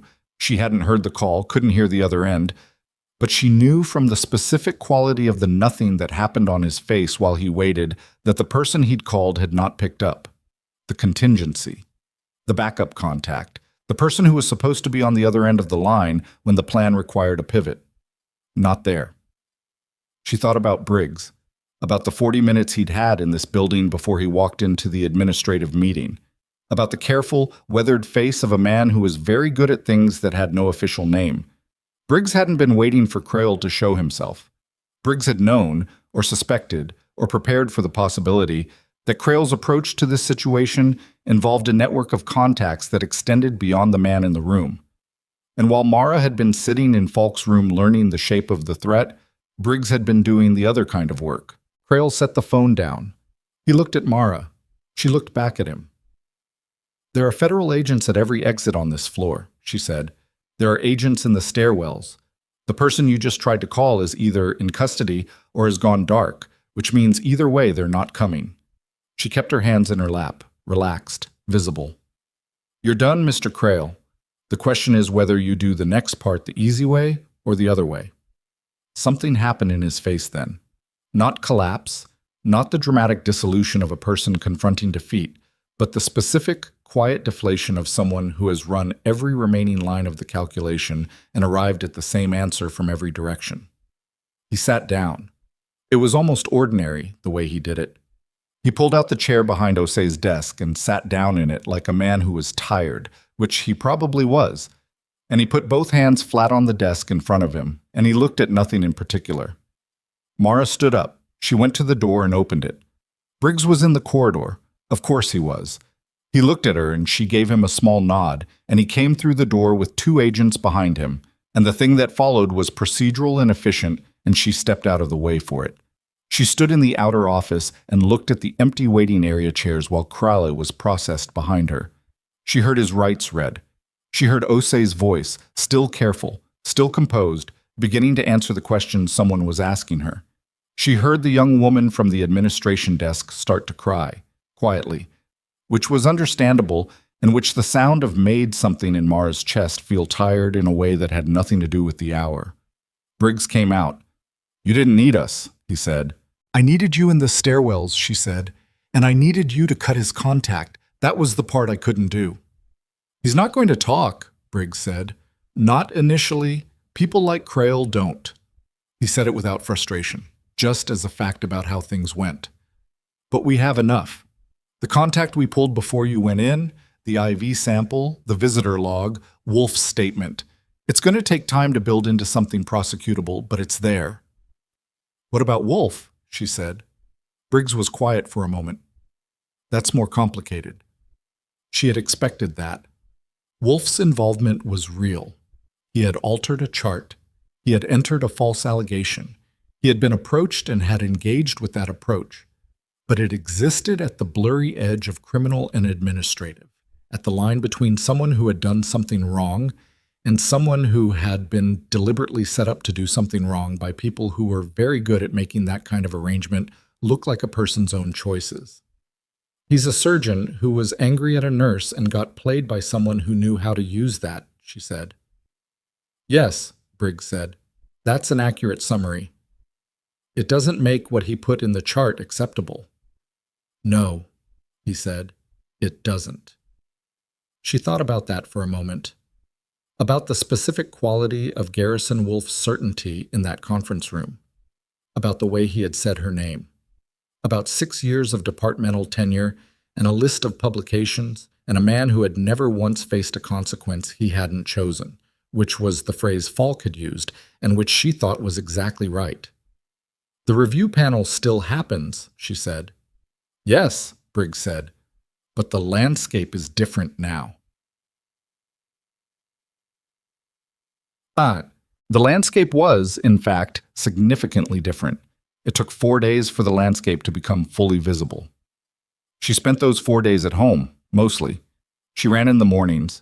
She slept better than she had expected to. She talked to Donna once, briefly, and to Paulson once, at his initiative, to tell her that his supplemental account had been formally received and that he'd been called to meet with the CMO's office, which was not a comfortable conversation, but one he'd had without taking it back. She did not talk to Briggs during those 4 days. She did not talk to Falk. On the 3rd day, she sat at her kitchen table for 2 hours and wrote her own account of the events of Tuesday night and the subsequent 72 hours. She wrote it the way she wrote everything, in order, precisely, without editorializing. She printed it. She signed it. She put it in an envelope and addressed it to the hospital review committee. On the 4th day, her phone rang. It was a number she didn't recognize. Nurse Voss, the voice said. This is Patricia Osei. She sat up. I want to apologize, Osei said. Her voice had the quality of a person who does not apologize often and is doing so with full intention. For the way the initial administrative response was handled, for the fact that you were placed on leave while the complaint against you was not adequately scrutinized. A brief pause. That was a failure of process that I intend to address structurally, not just in your specific case. I understand, Mara said. I'd like to schedule a meeting, Osei said, before the review panel convenes. I think there are things that should be said in a smaller room first. They met the next morning in Osei's office, a different office, a temporary one, while the administrator's suite was still being processed by people with federal credentials and equipment. Osei was composed in the natural way this time, not the maintained way. She told Mara that the federal investigation had produced documentation establishing the premeditated nature of the complaint against her, that Crail's contact with Wolf had been corroborated by phone records and financial records that the federal team had moved quickly on, that the toxicology on the IV sample had returned results consistent with a substance that would have produced a cardiac event in a patient with Falk's current hemodynamic status, a result that had been shared with the hospital board the previous afternoon. Wolf falsified a record, Osei said. I want to be clear that I'm not minimizing that because he was manipulated into it. He made choices. He'll face the consequences of those choices through the medical board process. What consequences? Mara asked. His attending privileges at this hospital have been suspended pending the board review, Osei said. We've referred the chart alteration to the state medical licensing board. Their process is independent of ours, but we've provided full documentation. She met Mara's eyes. I won't speculate on outcomes, but I want you to know that the referral was complete and unambiguous. Mara nodded. Your administrative review is withdrawn, Osei said. All documentation related to the complaint has been flagged as submitted under false pretenses and is being removed from your personnel file. Your clinical judgment on Tuesday night was not only sound, it was, by every available measure, the reason Warren Falk survived. She said that last part carefully, which meant she knew more about who Warren Falk was than she had known a week ago. I'd like you to come back, Osei said. Mara looked at her. To the ER. To the ER, Osei confirmed. As soon as you're ready. She went to see Falk that afternoon. He was in better shape. The chest tube was out. The bruising had moved from purple into the yellow-green stage that meant healing. His left eye was fully open. He was sitting up without visible pain, which was either genuine progress or a decision he had made about what he was going to let show, and knowing what she knew about him, it was probably both. I heard it went well, he said. It went, she said. Whether it went well depends on which part you're looking at. Crail is in federal custody, he said. His contact is in federal custody. The asset pipeline is intact. He said it with a flatness that acknowledged the cost without performing anything about it. The three people who had the information, I know now which one of them wasn't who I thought. Crail, she said. Crail, he confirmed. He looked at the window for a moment. 2 years. He was good at the work, and he was good at not showing what he was doing on the side of it. He said it the way you said things you were still processing, not with bitterness, but with the specific weight of recalibrating a significant portion of recent history. I should have seen it. You might have, she said. Eventually. Too late, maybe. Maybe, she said, but you're here. He looked at her. Because of Tuesday night. Because of Tuesday night, she said. They sat with that for a moment in the specific way that people sat with things that were true and significant and didn't require elaboration. Briggs told me about the panel, Falk said. The withdrawal of the review, Wolf's suspension. It's not over for Wolf, she said. The licensing board has its own timeline. But it's moving. It's moving, she said. He nodded. Then he said, I want to tell you something. She waited. I've worked with a lot of people, he said, in circumstances where the people I worked with were the only thing between a bad situation and a significantly worse one. I've had a specific set of criteria over the years for what made someone the kind of person I trusted in those circumstances. I'm not looking for a performance review, she said. I know, he said. That's not what this is. He looked at her directly. I put you in a dangerous situation by being in this hospital, by existing in this city in the state I was in. I didn't choose it, but the consequences landed on you, and I want to name that. She thought about what to say to that. She thought about the right response, and about whether the right response and the honest response were the same thing. You didn't put me in this situation, she said. The situation was already here. You and Crail and Briggs and all of it, that showed up and landed on top of something that was already happening. She paused. Wolf was already angry. Whatever I did in that bay was always going to have a cost. The federal layer just made the cost more visible. And more survivable, he said. And more survivable, she agreed. He was quiet for a moment. Then, Ose offered you the position back. She did.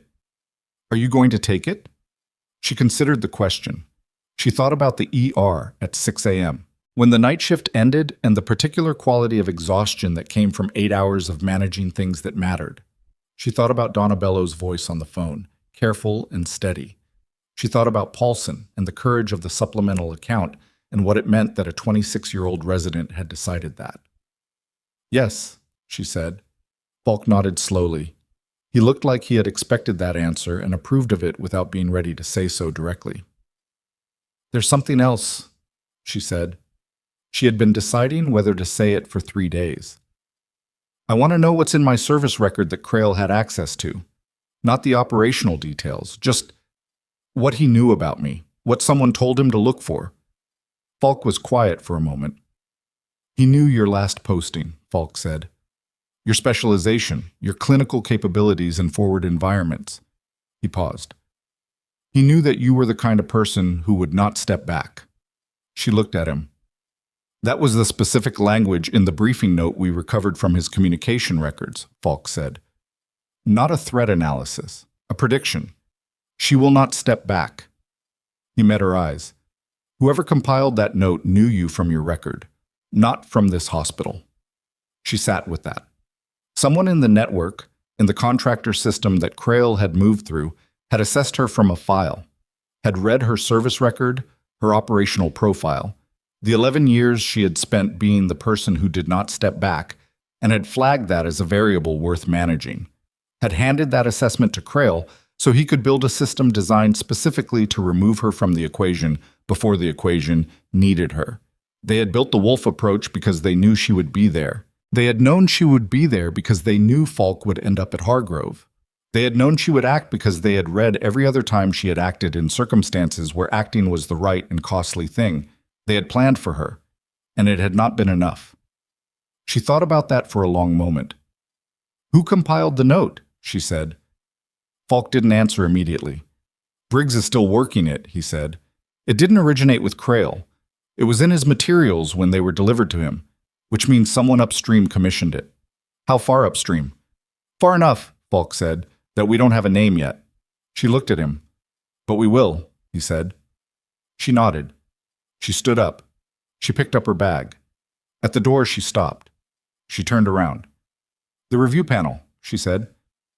When it formally convenes, even as a procedural close, even with the withdrawal on record, I want to be in the room. Why? Falk said. Because I want it on record, she said. Not Briggs' account.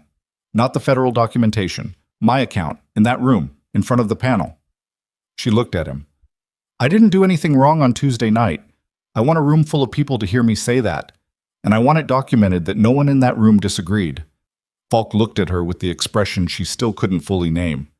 Tuesday, 10 a.m., he said. Briggs will be there. Good, she said. She left. She walked down the corridor toward the elevator, past the room where Wolf's attending privileges had covered a patient he'd almost lost, and a chart he'd falsified, and a choice he'd made with a man who had used his anger as raw material, past the nursing station where Donna Bellows was on the phone and raised a hand when she saw Mara without breaking her call, past the resident Paulson who was coming out of a patient room with a chart under his arm, and who stopped when he saw her and then straightened slightly, not dramatically, just the involuntary adjustment of someone who has just registered something significant walking past. She pressed the elevator button. While she waited, her phone buzzed, a number she didn't recognize, different from any of the numbers she'd been called from in the last week. Different area code, different pattern. She looked at it. She thought about Briggs saying they didn't have a name yet, about Falk saying far enough upstream, about a briefing note compiled from a classified service record by someone who had read 11 years of her life and distilled it into a single prediction. She will not step back. She answered. Silence for 2 seconds. Then a voice. Not Crail. Not anyone she'd spoken to this week. Not anyone she recognized. Nurse Voss, the voice said. I think we should talk. The elevator doors opened. She did not get in. She stood in front of the open elevator and let the doors close without her. The hallway was quiet enough that she could hear the mechanical thud of them meeting in the middle. She kept the phone against her ear and said nothing because the person who had called her had not said anything beyond her name. And in her experience, the person who spoke first in this kind of silence was the person who needed something from it. The voice came back. I understand if you're cautious. Who are you? She said. My name is Roland Vetch, the voice said. I'm a deputy director with the Office of Special Operations Oversight. I'm the person Harlan Briggs reports to. She processed that. You're calling me directly, she said. I am. Not through Briggs. Not through Briggs, he confirmed. Because what I need to say to you is not something that should go through an intermediary. She looked down the hallway. Donna was still on the phone at the nursing station. The elevator indicator was descending. The corridor had the ordinary mid-afternoon quality of a hospital floor that had processed something significant and was now slowly returning to the texture of a normal day. Go ahead, she said. The briefing note on you, Vetch said. The one compiled from your service record and passed to Crail. I know where it originated. A pause. Not hesitant, but deliberate. It came from inside my office. She was quiet. A staff analyst, he said. Someone with broad file access and a secondary financial relationship we didn't identify until 48 hours ago. She's been providing operational intelligence to the network Crail was working for approximately 14 months. He said it with the even, unpleasant tone of someone disclosing something about their own house that they would rather not be disclosing. Her access has been revoked. She's currently in a room answering questions. That process will conclude with referrals that I don't need to specify because they are what they are. Mara leaned her shoulder against the wall. You're telling me this because you want me to know the full picture, she said. I'm telling you this, he said, because you were specifically targeted using resources from my office, and that requires more than a federal case number. It requires a direct conversation with the person who was harmed. Another pause. You operated in environments for 11 years where the machinery you were trusting to support you was the same machinery that created the conditions you were operating in. You know what it means when that machinery fails someone. She did know. She knew it in the specific, practiced way of someone who had learned not to let it make her cynical and had not always succeeded. Is Falk's network secure? She said. The 7 assets are being moved to new locations through a different logistics chain as of this morning, Vetch said. The pipeline architecture is being rebuilt from a clean baseline. Warren is consulting on that process remotely from his hospital bed, which his doctors have opinions about that he is not responding to. She almost smiled. Almost. What do you need from me? She said. Nothing, Vetch said. That's the point of the call. I don't need anything from you. I called because it was the right thing to do, and because the note that described you said you were the kind of person who did not step back. And I wanted the person who wrote that to have been correct about something good. She stood in the hallway for a moment after the call ended, phone in her hand, looking at nothing in particular. A cart went past. A door opened and closed somewhere. The ordinary business of a hospital floor proceeding around her like water around a rock. She thought about 14 months, about a staff analyst in an oversight office who had been selling intelligence for over a year, who had read classified service records and identified useful variables and packaged that information for people who used it the way Crail had used it. She thought about the specific coldness of that. Not dramatic betrayal, but bureaucratic, transactional, the kind of wrong that didn't announce itself. She put her phone in her pocket and walked back toward the elevator. This time, she got in. The review panel convened on Tuesday at 10 a.m., as Falk had said it would. The room was the same conference room. Old coffee smell, carpet cleaner, the long table with the chairs that didn't quite match. Dr. Osei was at the head of the table again. The HR representative was there. Kevin Bart from Nursing Supervision was there, in his carefully neutral position, though the neutrality had a different quality this time. Less like objectivity and more like a man who had reassessed where the institutional weight was sitting and adjusted accordingly, which she found she could not entirely blame him for even while she noted it. Briggs was in the room. He sat to one side, not at the table, against the wall, which was exactly the position of someone who was there as a resource rather than a participant, but whose presence changed the weight of the room regardless. There was also a woman Mara hadn't seen before. 50s, gray blazer, a small recording device on the table in front of her. She was from the State Medical Licensing Board. She had driven from Columbia that morning. Mara sat down.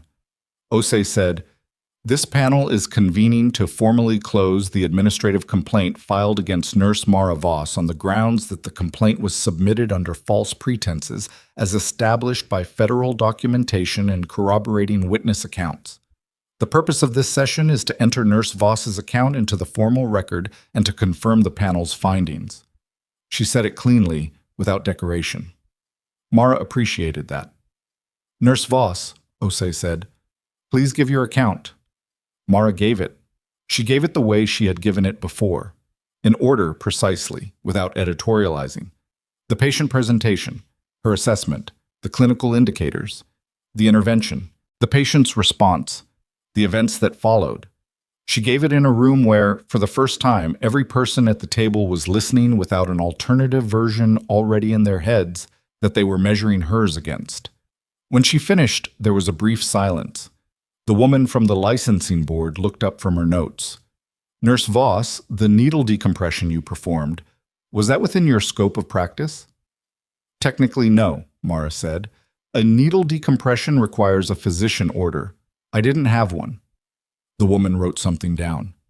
"However," Mara said, "the standard of care in an emergency where a physician order cannot be obtained in time to prevent patient death allows for clinical judgment intervention. The patient's pressure was 44. His trachea was deviated. He had approximately 90 seconds before we would have been managing a full cardiac arrest with no blood products available." She paused. "I made a clinical judgment. I stand behind it." "And the patient survived," the woman said. "The patient survived," Mara said. The woman looked at Osei. Osei looked at the file in front of her. "For the record," Osei said, "the panel finds the original complaint to be without merit and entered in bad faith. The complaint and all related documentation are being expunged from Nurse Voss's personnel file.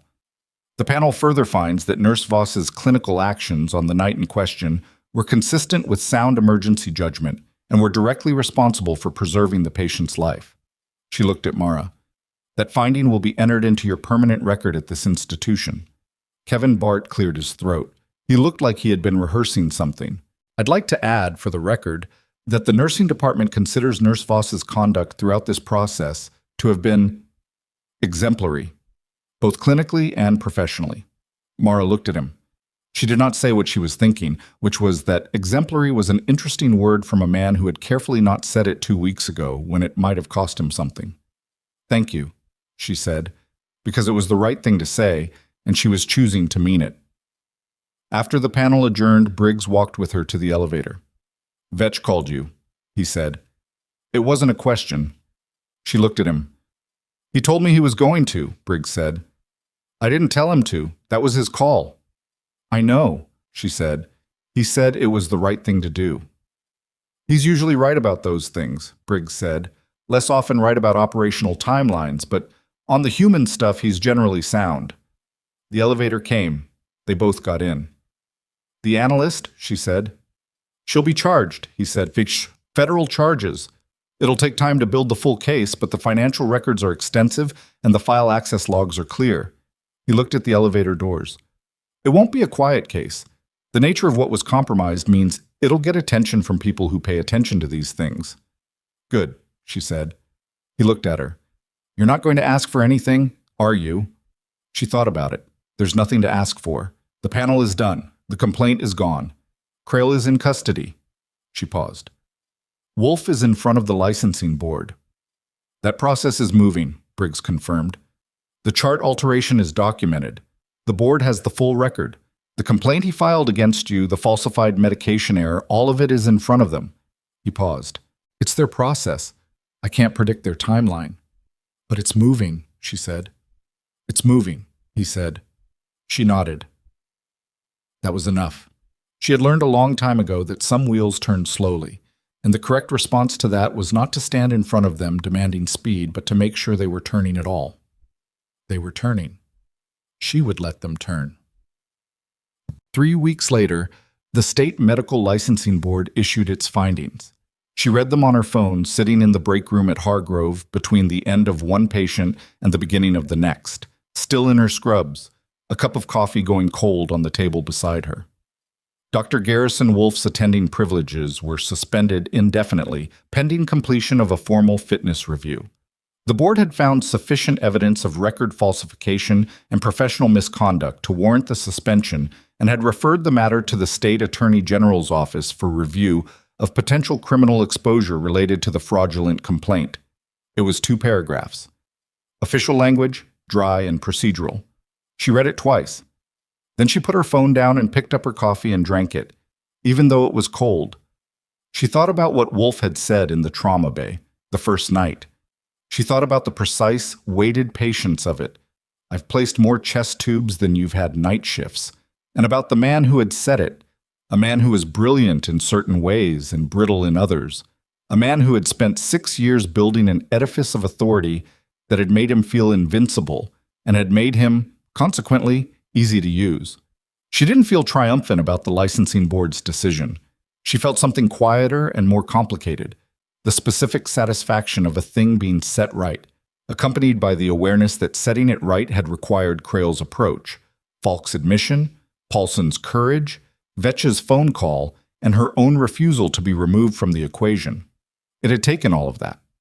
One of those things failing, and it might have gone differently. She thought about how close it had been.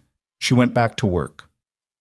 Falk was discharged on a Thursday afternoon, 22 days after he had come in on a gurney with a blown pupil and no identification. She was not there when he left. She found out from Donna, who mentioned it the way she mentioned most things, efficiently, in passing, while doing 3 other things. "Your federal patient signed himself out," Donna said, "an hour ago. One of the agents brought him clothes. He walked out under his own power, which his doctor had opinions about." "I'm sure he did," Mara said. She thought about it later, walking to her car in the parking structure, a different one from the one on River Street, 6 blocks further, the one she had always used. And she thought about Falk standing up in that bed the first morning, reaching for the floor, the specific set of his jaw that said he had decided what was incapacitating and what was not. She thought about him saying, "You just changed uniforms."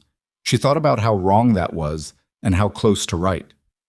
She had not changed uniforms. She had put on a different one, the scrubs, the badge, the flat-soled shoes, over the one she'd worn before, because the person she had become in 11 years of Navy service did not unbecome when she handed in her papers. It sat underneath, quiet, available, ready when the room required it. She had spent 9 years at Hargrove trying to keep those 2 things separate, the nurse and the other thing, the careful, useful, civilian version of herself, and the version that knew how to place a needle under fire, and wedge a chair under a door, and read the deviation of a trachea, and stand in the middle of a hostage situation, and talk a man down without raising her voice. She had spent 9 years keeping them separate because she thought the second one was over. Because she had chosen the first one on purpose, had driven away from the last posting with the deliberate intention of building a life that did not require the things she had learned to be. What Tuesday night had taught her, what Crail's approach and Falk's wrist and Paulson's courage and Osei's composure and Briggs's patience had collectively taught her, was that the separation was not only impossible but unnecessary. The things she knew did not make her dangerous to the people in her care. They made her the person those people needed when the situation exceeded what the situation was supposed to be. She did not need to be one thing or the other. She was both. She had always been both. She got in her car and sat in it for a moment. Then her phone rang. She looked at the screen. Warren Falk. She answered. "You're out," she said. "I'm out," he said. His voice was clearer than it had been in the hospital, still rough at the edges, but present in a different way. outside air present. Walked 6 blocks to clear my head, stopped at a diner. It's a pause, and in the pause she heard something that was not tactical or professional, just human. It's a good day to be outside. I imagine it is, she said. I wanted to call before I got into whatever comes next, he said. Before the debrief and the restructuring and the 12 hours of questions that are going to start as soon as I get where I'm going. Okay, she said. You should know, he said, that what you did, not just Tuesday night, the whole of it, that's not something that I'm going to set down somewhere and file. That's the kind of thing that stays. She looked out the windshield at the concrete wall of the parking structure, at the stripe of daylight showing at the bottom where the structure opened to the street. I'm going to ask you something, she said. Go ahead. The network, she said. The pipeline. The 7 people. Yes? Are they okay? A pause. Not the kind that meant he was deciding whether to tell her, the kind that meant he was feeling the weight of the question. 4 of them are in new locations, he said. 1 is already through and out. 2 are still in transit. He paused. They're okay.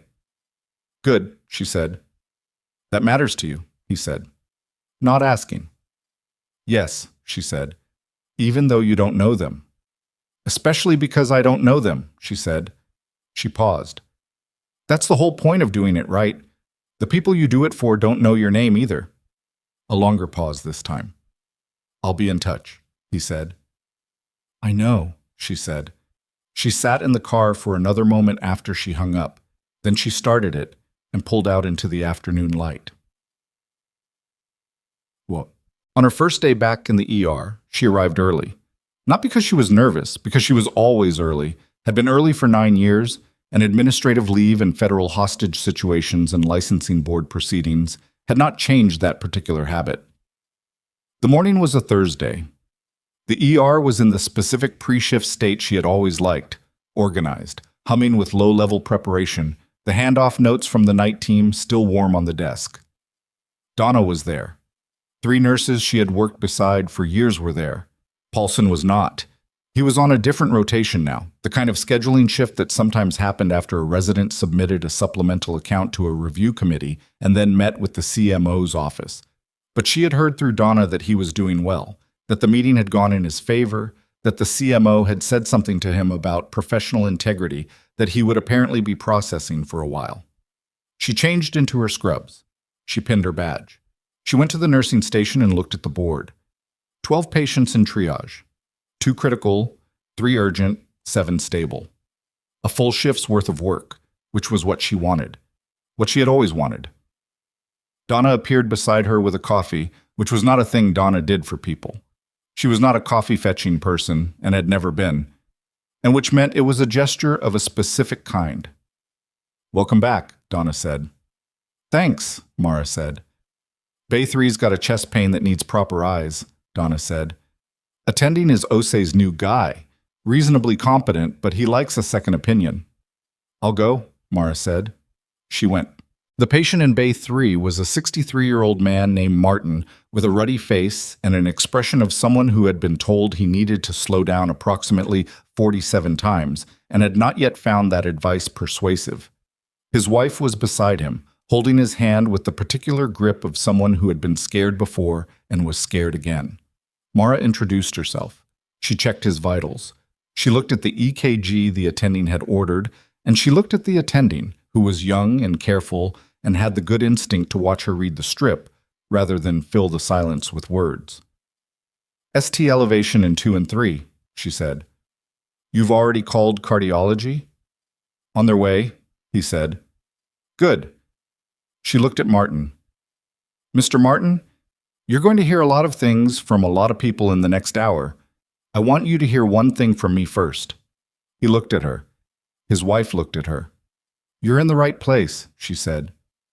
We've got you. She said it because it was true. Not because it made things smooth or because it resolved everything or because the right place was a guarantee of any particular outcome. She said it because it was the honest thing, and because the honest thing was sometimes also the kind thing, and because she had spent enough years in rooms where people needed both to know the difference between saying it and meaning it.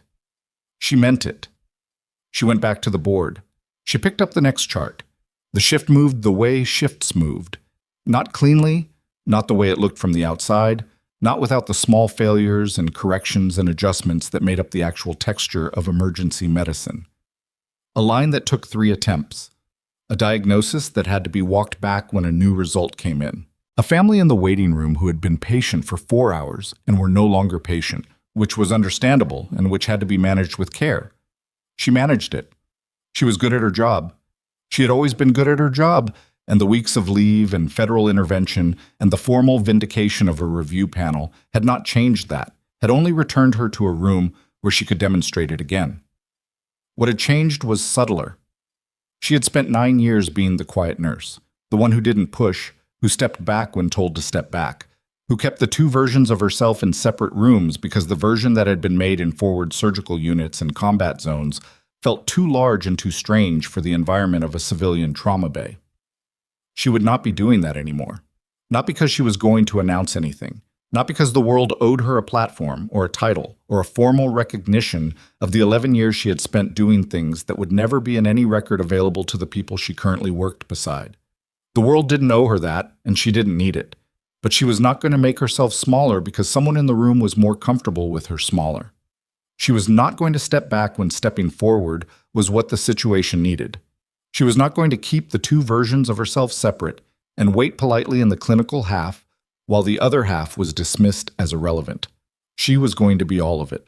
At 2 p.m, between patients, she was charting at the station when she heard a sound behind her and turned and found Paulson standing at the edge of the ER floor in his white coat, slightly out of breath, like he had been walking fast to get somewhere and had arrived and wasn't quite sure of his reception. "I heard you were back today," he said. "I am," she said. He stood there for a moment. He was 26 and earnest, and had done something that had cost him something and had done it anyway, and she could see both of those things on his face at the same time. "I wanted to say—" He stopped, started again. "I wanted to say that I'm glad it worked out." "It worked out because you submitted the account," she said. "It worked out because of a lot of things," he said. She looked at him. She thought about what it took to be 26 years old in a hierarchy that ran on tenure and authority, and to decide that the hierarchy was wrong about a specific thing, and to put your name on that decision in writing. "It takes practice," she said. "What does?" "Doing the right thing when it's expensive," she said. "It gets easier, not the cost. The cost is the cost, but the decision gets easier." He nodded slowly, in the way of someone who was not sure yet whether to believe that, but wanted to. "Go finish your rounds," she said. "You've got work." He went. She turned back to her chart. She finished the documentation in the precise, ordered way she had always done it, accurate and complete, because accuracy and completeness were not optional and never had been, not in the forward units and not here. She submitted it. She picked up the next one. Around her the ER ran. The monitors chirped. The intercom called names. The automatic doors at the ambulance bay opened and closed with the specific frequency of a place that never fully stopped needing to be. Someone somewhere down the hall was going to need a needle in the right place at the right time, and they were going to get it, because she was here, because she had always been the person who did not step back, because 11 years and 9 years and 1 night in a trauma bay had made her into someone who knew exactly what she was capable of and had stopped pretending otherwise. She had been underestimated. She had been suspended, falsely accused, targeted, maneuvered, and asked to stand in the doorway while the room decided what to do with her. And she was still here. Not loudly, not with a title she had accepted or an announcement she had made. Just here, in the same navy scrubs, with the same flat shoes and the same badge, and the same steady hands that had placed a needle when it mattered and would place one again when it mattered next time. That was the thing about quiet strength. It did not require anyone's permission to exist. It did not become less real because someone in a conference room or a trauma bay or an administrator's office had decided not to see it. It sat in you, patient and specific, and it waited for the moment when the room finally caught up to what it had always contained. She had not needed them to believe in her. She had just needed them to get out of the way.